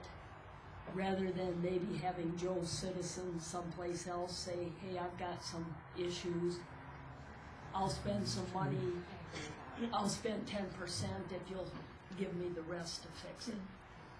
You know, how can we avoid something like that occurring? I cannot speak for Mr. Metzger, but 10% to me seems a little low. I can kick in a lot more than that. And the payback's not my concern, but I think Director Harris hit on, I think, the biggest concern that I have is where does that stop? And I don't disagree with anything here, and I think it's a great project to try it out, but you could be opening the floodgates to all these people wanting help fixing stuff like this, and it's, I hate to say it, but it's their land and they bought it like that. They purchased that property the way it was. And where do you draw the line that everybody's tax dollars really needs to go for, you know, other stuff too, or consideration for other stuff? But I think it's really great feedback on the damage that the silt is doing to water quality. But my concern is where you stop. I guess maybe I would suggest that somehow we incorporate in our minutes that this is kind of a test case, and it's a learning experience for us and the landowners, and we're not going to move on from there with other private entities at, you know, for the foreseeable future. You know, so that, you know, like, kind of goes back to Wendy's idea of having these templates and protocols and things. You know, we've got it set so that if somebody else does come, we'll say, we could consider this at some point, but not now. My thought is that we, you know, we're dealing with a project here, one project that has come forward, happened to be Director Driscoll bringing it forward, but every project that we look at and approve or disapprove is a project, and it, you know, board members come, board members go. So, you know, we've got a different board here than we did less than a year ago. So I think we look at these things, look at what our mission statement is, and act now, today, not looking 20 years down the road or whatever. we have a very limited amount of money really to use, so, that's kind of the way I look at it. From a practical standpoint, you know, I've obviously been kind of an instigator on this. It mentioned at the last meeting, it's kind of turning into a retirement job for me, and it's going to continue that way. I mean, in order to do this, there's a lot of logistics and there's a lot of people to talk to, and you know, I guess I'd end up going out and ordering stuff, and then drumming up fly fishers, we hope, and whoever beg, borrow, steal volunteers. There's a finite limit to how much we can do. For those of you who are not aware, so both the school system, you know, representing Stevens, and the guard camp are anxious to have a project. The guard camp is going to have to do an environmental assessment before they can, you know, look at such a thing. So that's why that one's just kind of gone to a back burner. The amount of effort that's going to be involved in this one and the guard camp, I'll guarantee you I'm not going to propose any more work in the next few years. You know, what comes farther up the road, I mean, I do envision that at some point in time that there are a lot more areas we can do this, but in the, I'll just call it the foreseeable future, the next, you know, maybe by 2025 we'll be able to look at something, you know, but the next several years we're going to have our hands full with this one and the guard camp. Stevens is pretty easy. They're just picking a few little spots. So. If that's comforting. Well, like Ron said, the presentation is beautiful.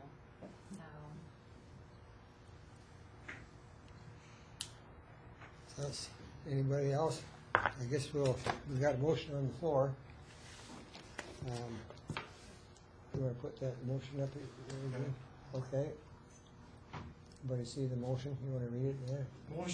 Motion by Driscoll, seconded by Bierke, to provide funding of up to $25,000 for an erosion control project on the north side of Star Village in collaboration with two landowners, Sadik Rapid City Portfolio 1 LLC and Phil and Yvonne Wager, with the condition that landowners reimburse West Dakota for 10% of the total expenses incurred through December 31st, 2021. Okay, all in favor? And let me clarify, I mean, if there's more, if we haven't spent $25,000 by 2021, maybe we would spend more. I mean, I guess I just see this phase ending then. Okay. Yeah, and basically then we'd have to approve what goes on in the years to come. Fair enough. All right, all in favor of the motion indicate by saying aye. Aye. Opposed, same sign. Motion carried. Thank you, Dan, for doing all that work. Appreciate it. Well, I certainly appreciate the support of the board on these projects. Okay. That moves us on to item 10. We need to take action on our $200,000 CD that's coming due. Ron, that's your item. Yeah, if board members would take a look at page 44 of our packet, I think it's the last page. It is. It kind of tells the tale of the tape. Indian Collective? We have two Indian CDs Collective, in force right now. Collective? They One do of a them's lot coming of, due here this month, A lot of end of this community month. development. One of them They're comes a due nonprofit. the end of August 2022. That was a 2-year CD. I think this was a 1-year CD that's now coming due. So rates are not so great, but we've talked about it in the executive board, and we're thinking that it's the best thing right now to renew for a 24-month CD with the $200,000 that's coming due at the end of this month. That allows us to get the most benefit out of the interest rates that are there without going too long, making that money unavailable to us without an interest penalty. The one that comes due in August should be available to us as we might need it. for the Green Valley deal if we don't have enough money in our money market checking account. So I guess the proposal is just to renew the end of the month for 2 years at 0.3% of water. Okay, is that a motion? Yeah. Okay, the motion was been made to renew our $200,000 CD that comes due here on May 28th for another 12 months. 24. 24? Is it 24? Okay, 24. Sorry, so 0.3% rate for 24 months. Any, is there a second to the motion? Seconded by Linda. Okay, is there any discussion on the motion? How, this CD is maturing, how long a term was that?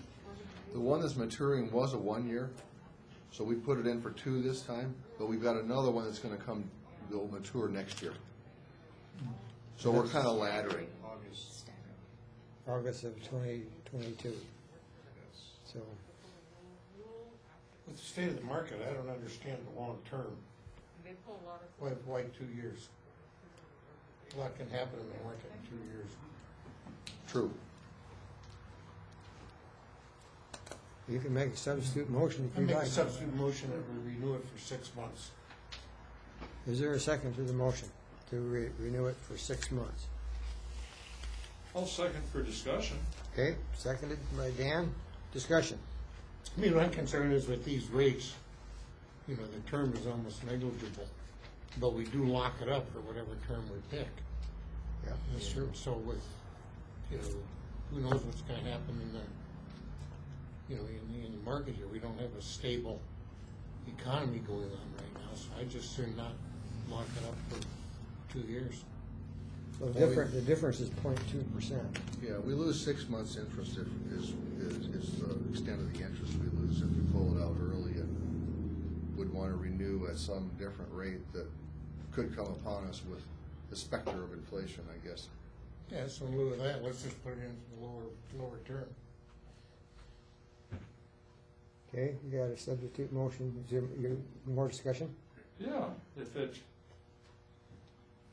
it was my money, there's no way I'd put it in for 2 years at whatever fraction of whatever it is. I'd probably be looking at mutual funds, or we can't do that, but I certainly think the logic of okay, so I kind of just stepped off to see the waivers out. I guess the black and white on it, the rate for 6 months is 0.1%, and at 24 months it's 0.3%, correct? Yes. Right, so at 24 months we triple from nothing to Nothing.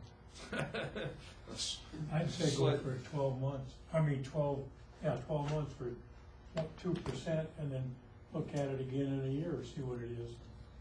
Instead of locking it in for 3 months, or 18 months, or 24 months, wait to see what's gonna happen in a year, if it goes up or not.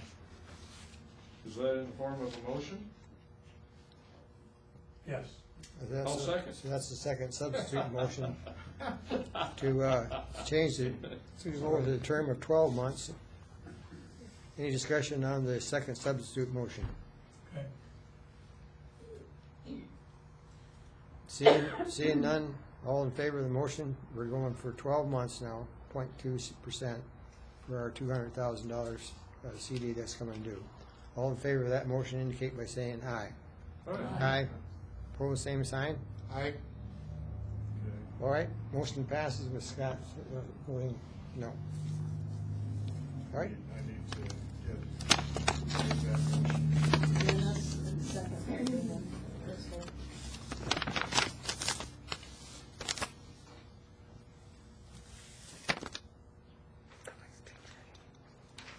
So the motion that passed was to renew the CD coming due at the end of May for a 12-month CD, is that correct? that's correct. Okay. And it carried on a voice vote with Scott voting, Gregory. Scott voting no. Okay, So next year, they'll both be coming due within 3 months of each other. yes, they will be, yep.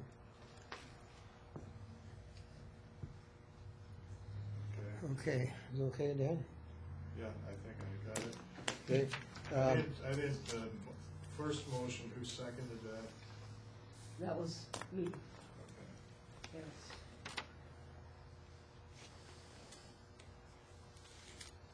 Okay. All right, moving on to item 11. Oh, we already did that one. That's easy. We're moving on to chair's comments. I did, just for the board's information, I did reach out to Ron Bangs. He's an engineer for Green Valley Sanitary District to see how, I wanted to see how they were doing, but I never got a response. So I'll try and get one for the next meeting because they were still trying to put together their financing package, and I was really curious to see how they were doing personally. But he'll probably get back to me, and so I'll just bring it up at the next meeting. Are there any other items from the directors? Okay, Linda. Well, as Dan Driscoll mentioned, I did go to School of Mines on Saturday for one of their work days, just to see what's going on, and they've got their test plots set up for their living laboratory on vegetation and how to control erosion and runoff. And I did take a few pictures. If anybody's interested, I've got them on my iPad, but turned out to be, I thought, kind of fun, and I guess I needed some manual labor, and I hauled sticks and put them in some of their little rill depressions, and I planted choke cherry seeds, hauled some hay up there, and as Heidi said, we were making nice deer beds, and when I was up there one time, 2 muley deer walked by and thought, we're sleeping here tonight. So, anyway, if you ever have a chance, what I hope to do is over the course of the summer, just walk by and see what hopefully is growing. Yeah, I did go out there, it was a week ago Wednesday. I signed up for, a 2-hour period, and I got out there. Wind was blowing about 30 knots, and there wasn't a soul out there. I had my shovel and my rake with me. And anyway, I emailed DeBrett to see what was going on. He said, well, it was too cold for everybody. They were in the lab working on something, though. I did make an effort to get out there. And it was looking good then. And how many people were there? What? So nobody was out there when you were there, but how many people were out there when you were out there? Well, it was Heidi and is it Brett? Brett? Dave, and I never did figure out the other guy was a student, so that was it. But Casey's a guy, he's a student kind of an environmental track at Western Dakota, and he had emailed me after the conference, and I solicited volunteers, and he said he'd be interested in doing so I let him know the dates, and he showed up. I tell you what, those 2 professors did a lot of manual labor. I mean, he was the rock hauler and big buckets. Yeah. So, I mean, I was impressed that they're putting a lot of their own time and effort into it. Once it's all set up, then they can kind of turn it over to the students. But for right now, they're doing the work. Very good. Any other items from directors? Ron? Just if people are interested, now we have a copy of an old report that we were a part of back in 1992 on the potential development of a reservoir in Rapid Valley called Grimming Reservoir, if anybody wants to read about that. Part of that conservation of water, releases from the Pactola Deerfield system that would have been recycled then sort of in a reservoir system for primarily irrigation use. That may come up again someday here again as we look at conservation and different alternative management scenarios. So there's both an electronic copy and a hard copy available through Dan Mullally now. I snagged a copy from Lee Arlen, who was at one of the Pennington County Commission meetings. He's one of the landowners that would potentially have been affected. Do you know what happened to that project? Why it didn't carry through? It just kind of fizzled out. You know, I think they thought it was too expensive at that time. Yeah. I think it was a bargain. Yeah. For those of you who aren't familiar with it, if you drive down Reservoir Road right over here, south and right where it curves to go back over to Old Folsom, you look off to the southeast, that's where the reservoir was gonna be. Yeah, I had just gone to work for the city, and they had just basically finished that report, and that was right at the end of the 1980s when the drought was still in full force, and the city at that time decided to go to the Madison Formation, and so put their efforts there rather than, and there was a lot of complexity too. Building a reservoir, it takes a lot of environmental research and so forth. You just can't go out and just build reservoirs anymore. There's a lot of work that goes into getting a reservoir approved. So I think it was just kind of put on the shelf at that time. It may come back as we start to look for water again. So it's available, at least in the form that it was back in the early 90s. I read it this last week. It looks very interesting. Yeah, it was very interesting. Is it correct, it was basically proposed as an off-channel reservoir, and I don't recall if one of the irrigation ditches was gonna be. They were going to able use feed a it? cyclone ditch. Cyclone They were was gonna- gonna- Cyclone ditch was abandoned. Yeah, but I don't remember the date, but it was still, the ditch was still there. Right. And so the thought was they just run by gravity flow, which is on the east end of Rapid City. It flows out there by gravity flow, and they would take water that there was no water calls for and divert it over to this reservoir. Right, right, so the fact that it's an off-channel reservoir as opposed to main stem on Rapid Creek, it essentially had what you might call environmental feasibility. I mean, there's no way you're going to be able to build a dam on Rapid Creek. But That's correct. taking private land that's in a draw, I mean, Yep. it could be environmentally feasible. I'm pretty Yeah, sure it was the and thought. like Ron said, it's an option that down the road for maximizing the use of Rapid Creek water. We spill, if the stuff that Squillis did is any indication, we spill up to 7,000 acre-feet of water a year for various reasons, when there's not storage capacity in the current management scenario. So I forgot the capacity of Brendan now, but it would have taken a lot of that spilled water and basically saved it. Right. Yeah. And we recently, Bechtold, I presume, recently hit the top of the conservation pool, and they started spilling several weeks ago. You can see water in the creek is higher, and that's one of the artifacts of, even though we're in a pretty dry period, they've reached that tipping point in terms of the guide curve, so they're dumping water for no reason. And then the wet season, of course, we've had a few of those. I mean, And then they run 400. yeah, they would fill up pretty quick Right. on a wet season. So It's got a lot of interest, I think, from the big picture of water management in this area. it does. Yeah. So, it's there to read. Yeah. We didn't have it before, some reason or other, it wasn't in the file. There's a hand up. Yes. Hi. Hi. Are you ready to give public comment? I mean, No, we're going to go with Dan first. okay. from All righty. the- That's and what I'm then- waiting for. And then the public. So Okay. Just a few minutes here. Thank you. Yes. I had one item, Oh, well, okay. actually, two related items.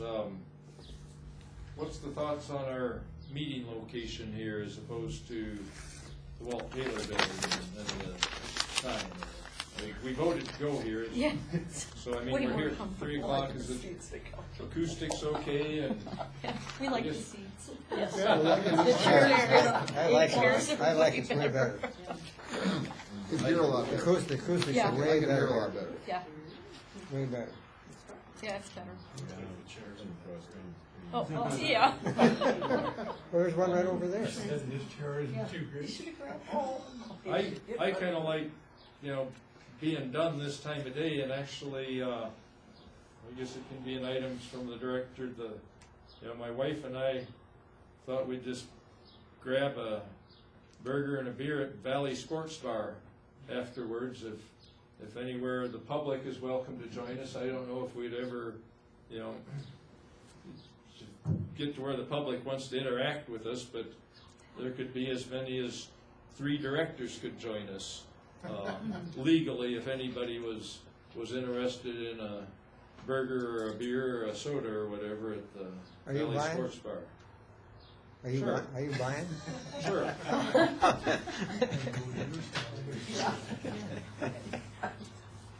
Okay. Now, next item is items from admin.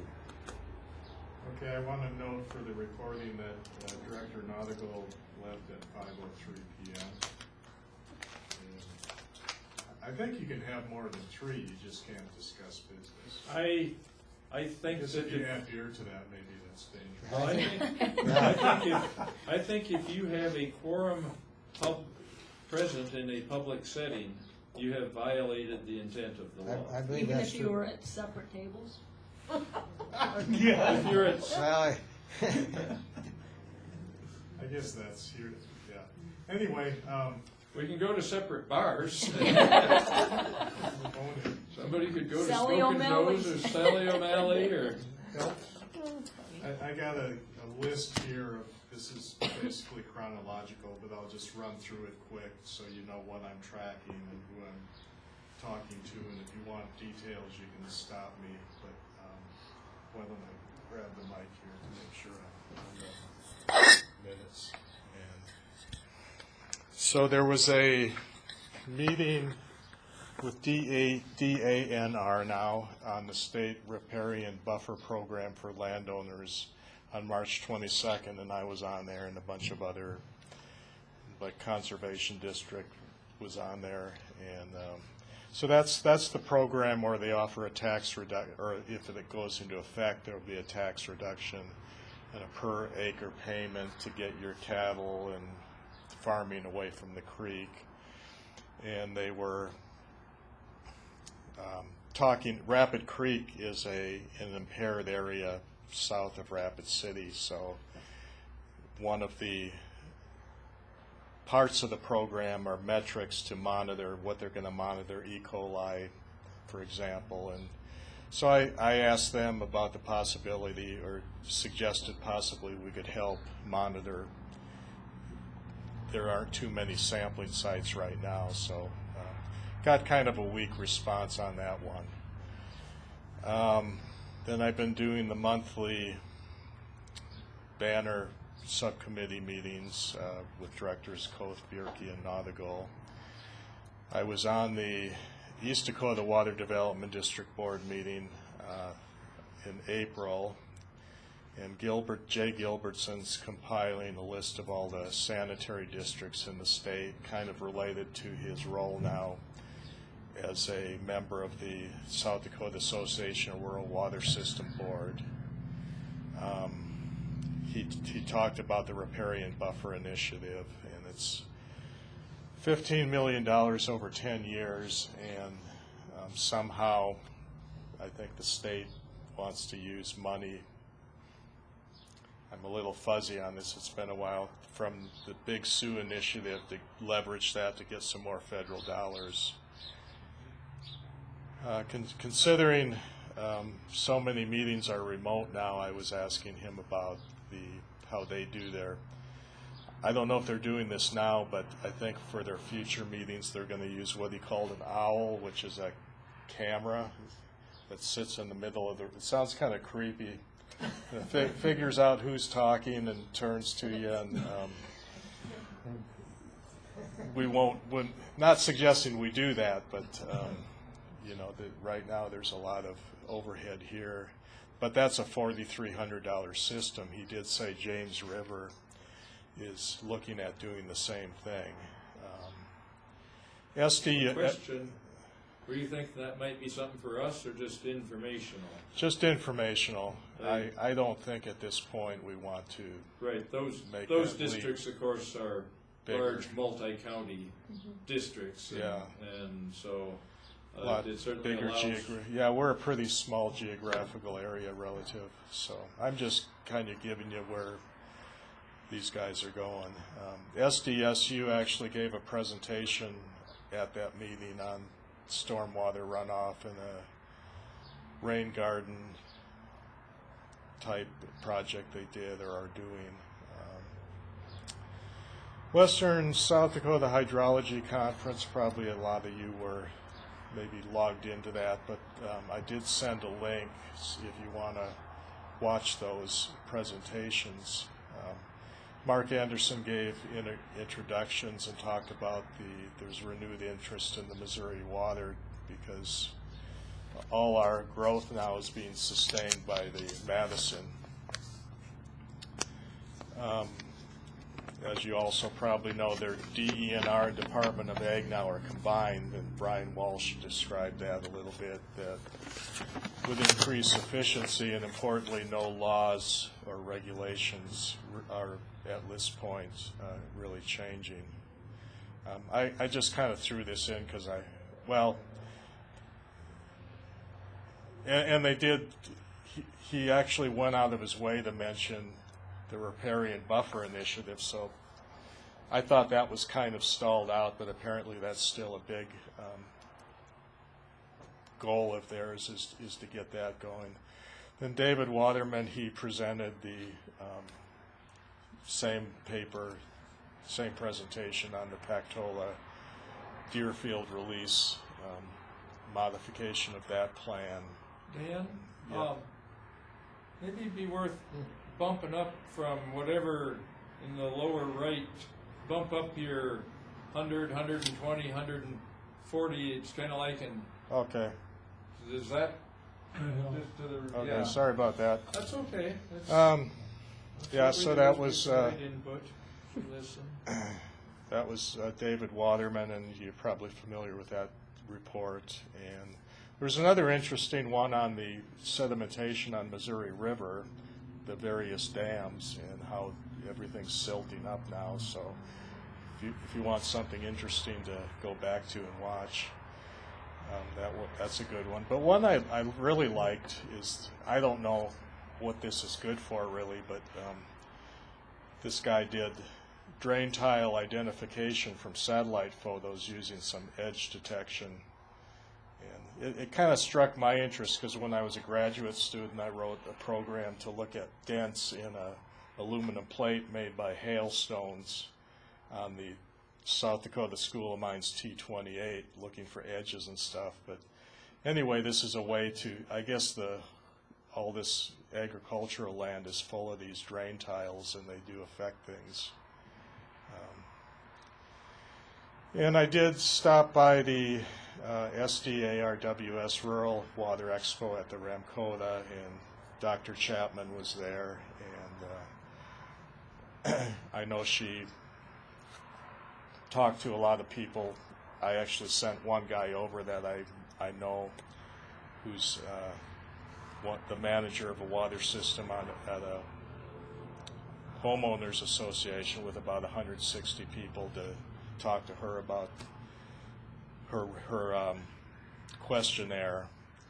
So I kind of hung out there for a little bit.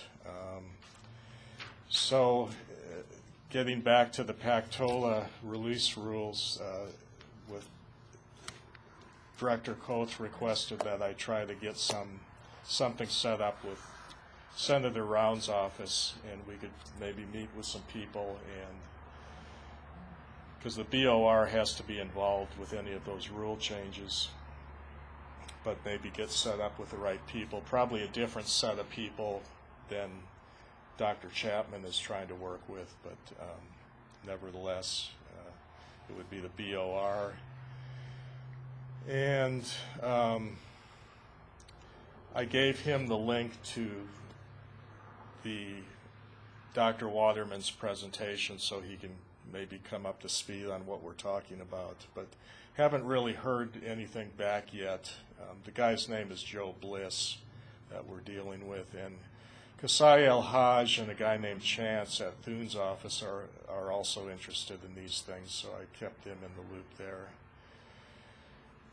Just one of the projects I look at every time I'm in the office, because I walk over to Hardee's to get lunch a lot of times, and that's the Trinity Eco Park. And there's a picture of the forebay maybe 6 weeks ago, and here's what they've done so far. Or additionally, they put a weir in there to allow them to measure the flow, so the height of the water is basically related with some kind of lookup table or something to the flow rate, but that was an important part of that. And here is the update I got on the South Dakota School of Mines Living Lab, and I'll just read this if you can't see it. The 25 treatments have also been almost been fully installed. Construction is near completion.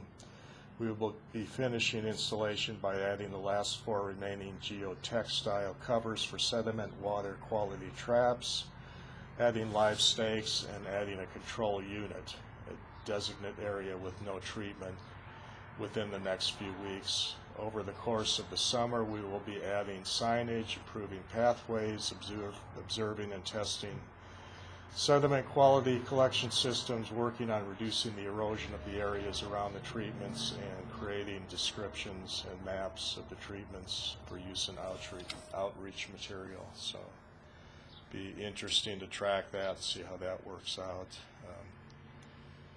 Director Max sent me this news item. Aberdeen City Council has approved the study on feasibility of installing a transmission pipeline from Oahe to Mobridge, or near Mobridge to Aberdeen.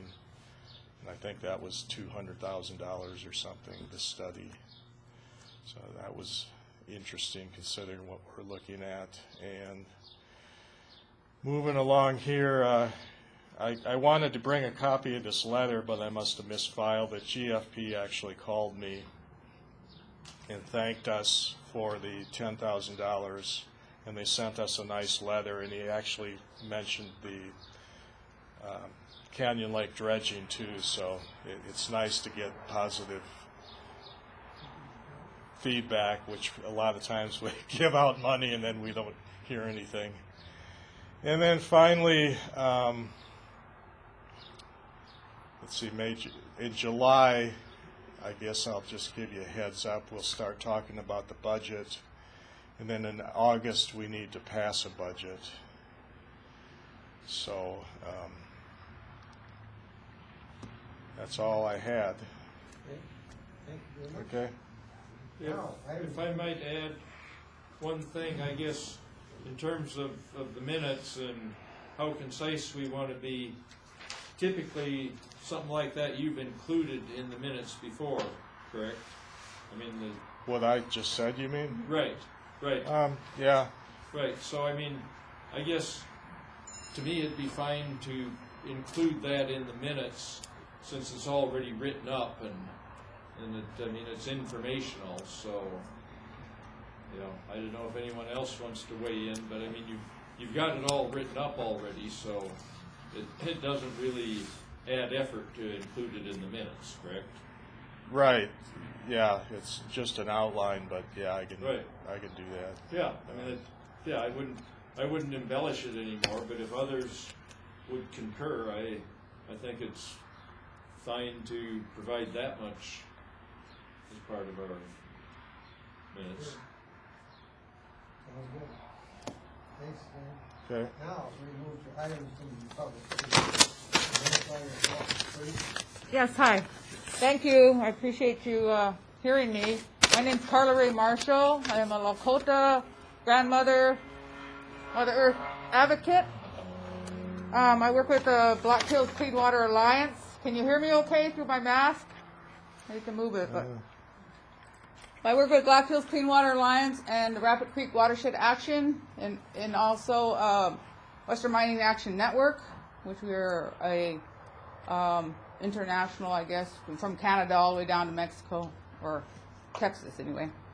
But I just wanted to come and to remind you that, and let you know that Power Tech is at the table again at the DNR Water Board Management. I went to the meeting last week, and they are seeking to restart their process, their permit process. I don't know if you guys know about Power Tech, which is a uranium mining company, and a Zarga, which is a Canadian-based stockholders, I guess. but they've been trying for about 13 years now to mine uranium in the Dewey Burdock area in the southwest corner of South Dakota. And they would be tapping into the aquifers, sucking water out of one, uranium out of one, and injecting what they say is brine water, but it's not. They are requesting to use 9,000 gallons of water per minute for the project, which would be enough to support 146,000 head of cattle. Right now, the permitting process for the state is at a standstill because the Oglala Sioux tribe has challenged the Nuclear Regulatory Commission's permit and also the Environmental Protection Agency's permit process for Power Tech. So right now they're at a standstill. Until those permits, those federal permits can be done, and we're fighting it tooth and nail, because this water is going to go into the Cheyenne. It's going to go all the way down from the Cheyenne to the Missouri River. And if we allow that to happen, we are committing suicide, water suicide. So I just stand here before you, use the West Dakota Water Development District. It says on, your mission states that you, evaluation and protection of our water quality. So I would appreciate if you would take into consideration and acknowledge that water is alive. We call it Mini-Wechoni. And I seen in the Missouri River proposal that you got the water pipeline coming from Missouri. You said maybe could name it something, Mini-Wechoni or Mini-Washte. But we got to realize that water is alive and that it's a living entity. If it wasn't for water, we wouldn't be here. If it wasn't for air, we wouldn't be here. So with that, I just want to mention that, as Lakota people, we have the Black Hills is very unique to us. The water in this area goes all different directions because of the crevices, the caves, so the aquifer waters, they are going all different directions, and we don't know once somebody fracks, like these mining companies and mining exploration companies that are now coming in also, once they frack that water is going to seep in, it's going to go all different directions. So we've got several mining companies, gold mining companies coming in. Mineral Mountain Resources is one of them. And when I was at the Water Management Board hearing, or it wasn't a hearing, it was a meeting, make that clear, last week, Mineral Mountain Resources, the Water Management Board approved them to withdraw from the crystalline aquifer 10 gallons per minute or 1,200,000 gallons annually for that work of the exploration that they're doing on private land up there. There's also F3 Gold that wants to come in and do exploration on federal lands. And they would take water out of Rapid Creek Watershed. Pactola would be, affected by that. And the companies are saying, well, it's just exploration. We're not mining, we're just exploring. But that soon as, if they find something, then they're going to sell it to the highest bidder. Then we're going to have another wharf on our hands. You look at Wharf and the expansion that has done. Their parent company is Kingsington. They have their parent company is Korea, I think it's called, like French and Hart in French, but their partner mine is a Kingsington mine up in Alaska, and they were violated with EPA. They violated EPA laws in that mine in Alaska. They also violated laws here, clean water laws here in South Dakota. And they were fined by South Dakota. So if we look at the West Dakota Water Development District, do you guys take care of the entire western side of South Dakota then? No? We're just in Panging County, from the Cheyenne River to the Wyoming border. Okay, So we're not in any other county, just Pennington County. okay, so just Pennington. So, like the Power Tech, that would still affect that water going down the Cheyenne, you know. These other mines up here, they're still going to affect, Rapid Creek comes in, goes all the way down to Cheyenne and on out to the Missouri River. So, you know, we really need to take a hard look at, you know, I appreciate you guys here and you protecting water, protecting the quality of the water, and to protect what we have left. Because if we don't protect this, you know, we used to say we got to protect it for our great-great-grandchildren, or we think 7 generations ahead. So Lakota people always say 7 generations ahead. We used to say protect it for our great-great-grandchildren. Now we just have to say protect it for our great-grandchildren, or even our grandchildren. You know, because you look at the water quality that we have. We're trying to fix things. So we really need to take a hard look at these mining companies that are coming in to, let me see, explore. You know, because it's going to go to the next highest bidder. According to, you know, and we got to keep our history in mind because, you know, you got the historic Gilt Edge up in the northern Black Hills. You got that. Was a Superfund site. Finally took it out of there, but it's still damaged water. It's dead water. Water is alive, and when mining comes in and contaminates. Somebody did some research on if there was a mining dam above Pactola and that dam broke or went into Pactola or a dam from Pactola out, it would only take like 28 minutes for it to get from up there down to here.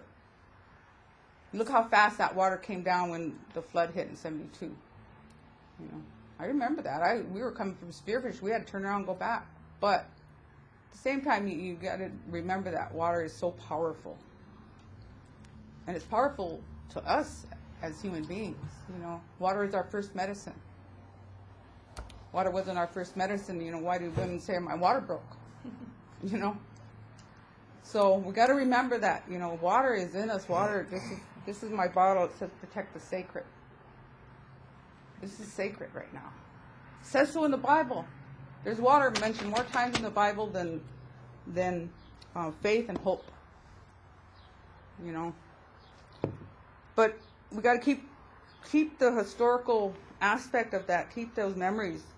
EPA right now, there's like 500,000 abandoned mines. Abandoned. People just walk off. That's what happened at Gilt Edge. They just walked off. Can't do this no more. So, you know, I really appreciate you being here and protecting our water, and I just want you to keep in mind what kind of legacy are we going to leave behind? What kind of legacy are we going to leave behind for those children, great-grandchildren, and you know, who we are as human beings?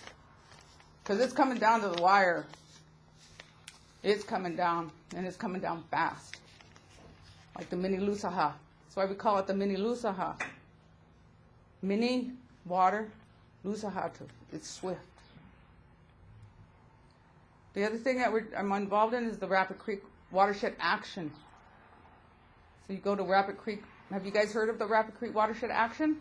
What we're doing is we're looking at doing to get the Rapid Creek area in the federal Forest Service lands. We're looking at trying to get those designated as recreational areas, so that would withdraw those lands from any mineral withdrawal. I know it sometimes gets we're withdrawing lands from mineral withdrawal. So we're looking.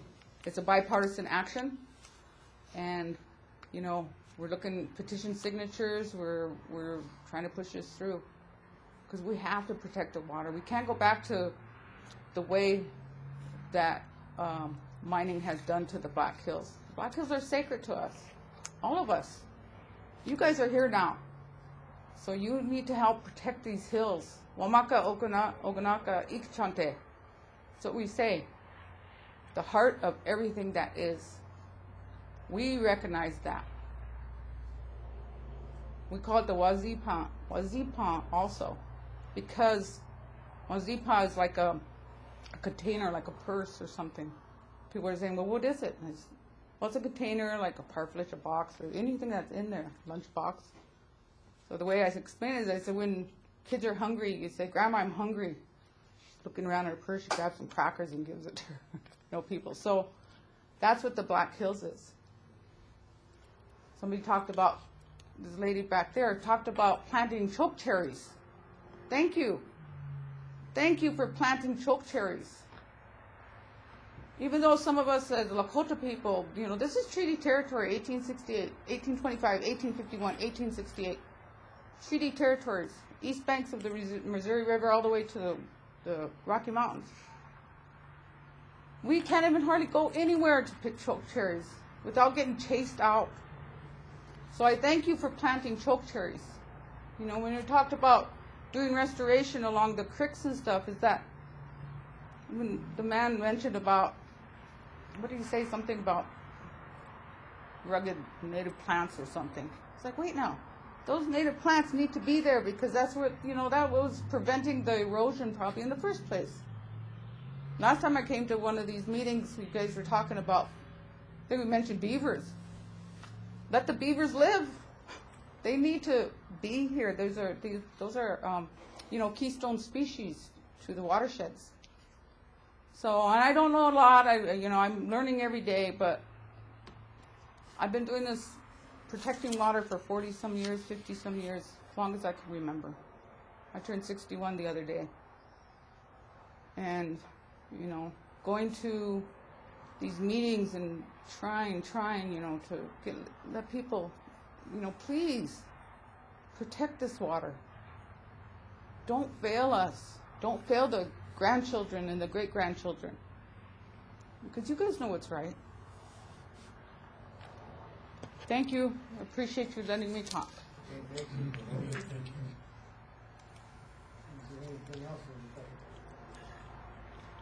Seeing none? I have an item for the public, if that should be allowed. What is it? I was just going to ask, Barry, your Clean Water Alliance. I am a member, yes. Correct. Do you suppose, I've got your email, if I were to email you, when we get to the point we know when there would be days that we're going to work in some of these areas, would you be willing to forward it? Do you have email connections to the group to ask if anyone wants to help with? You might be better off contacting Lilius directly, Lilius Jardine. She's, what chair we have, she's in charge of clean water. I'll get with you. And then Black Hills Clean Water Alliance, you just go to that side, that's what you probably get a hold of her that way. I'll get with you separately then, but we're going to need help, and and I kind of view this as community involvement stuff, and so it'd be a good opportunity for people, I hope. Sounds good. All right, I think we're about done. Is there a motion to adjourn? I'll so move. Linda, second? Ron? There you go. Okay, thank you. All in favor? Aye. Say aye. Aye. Thanks for coming, everybody. I've got another. Are you commenting? Or I said, are you commenting? I'm sitting and listening.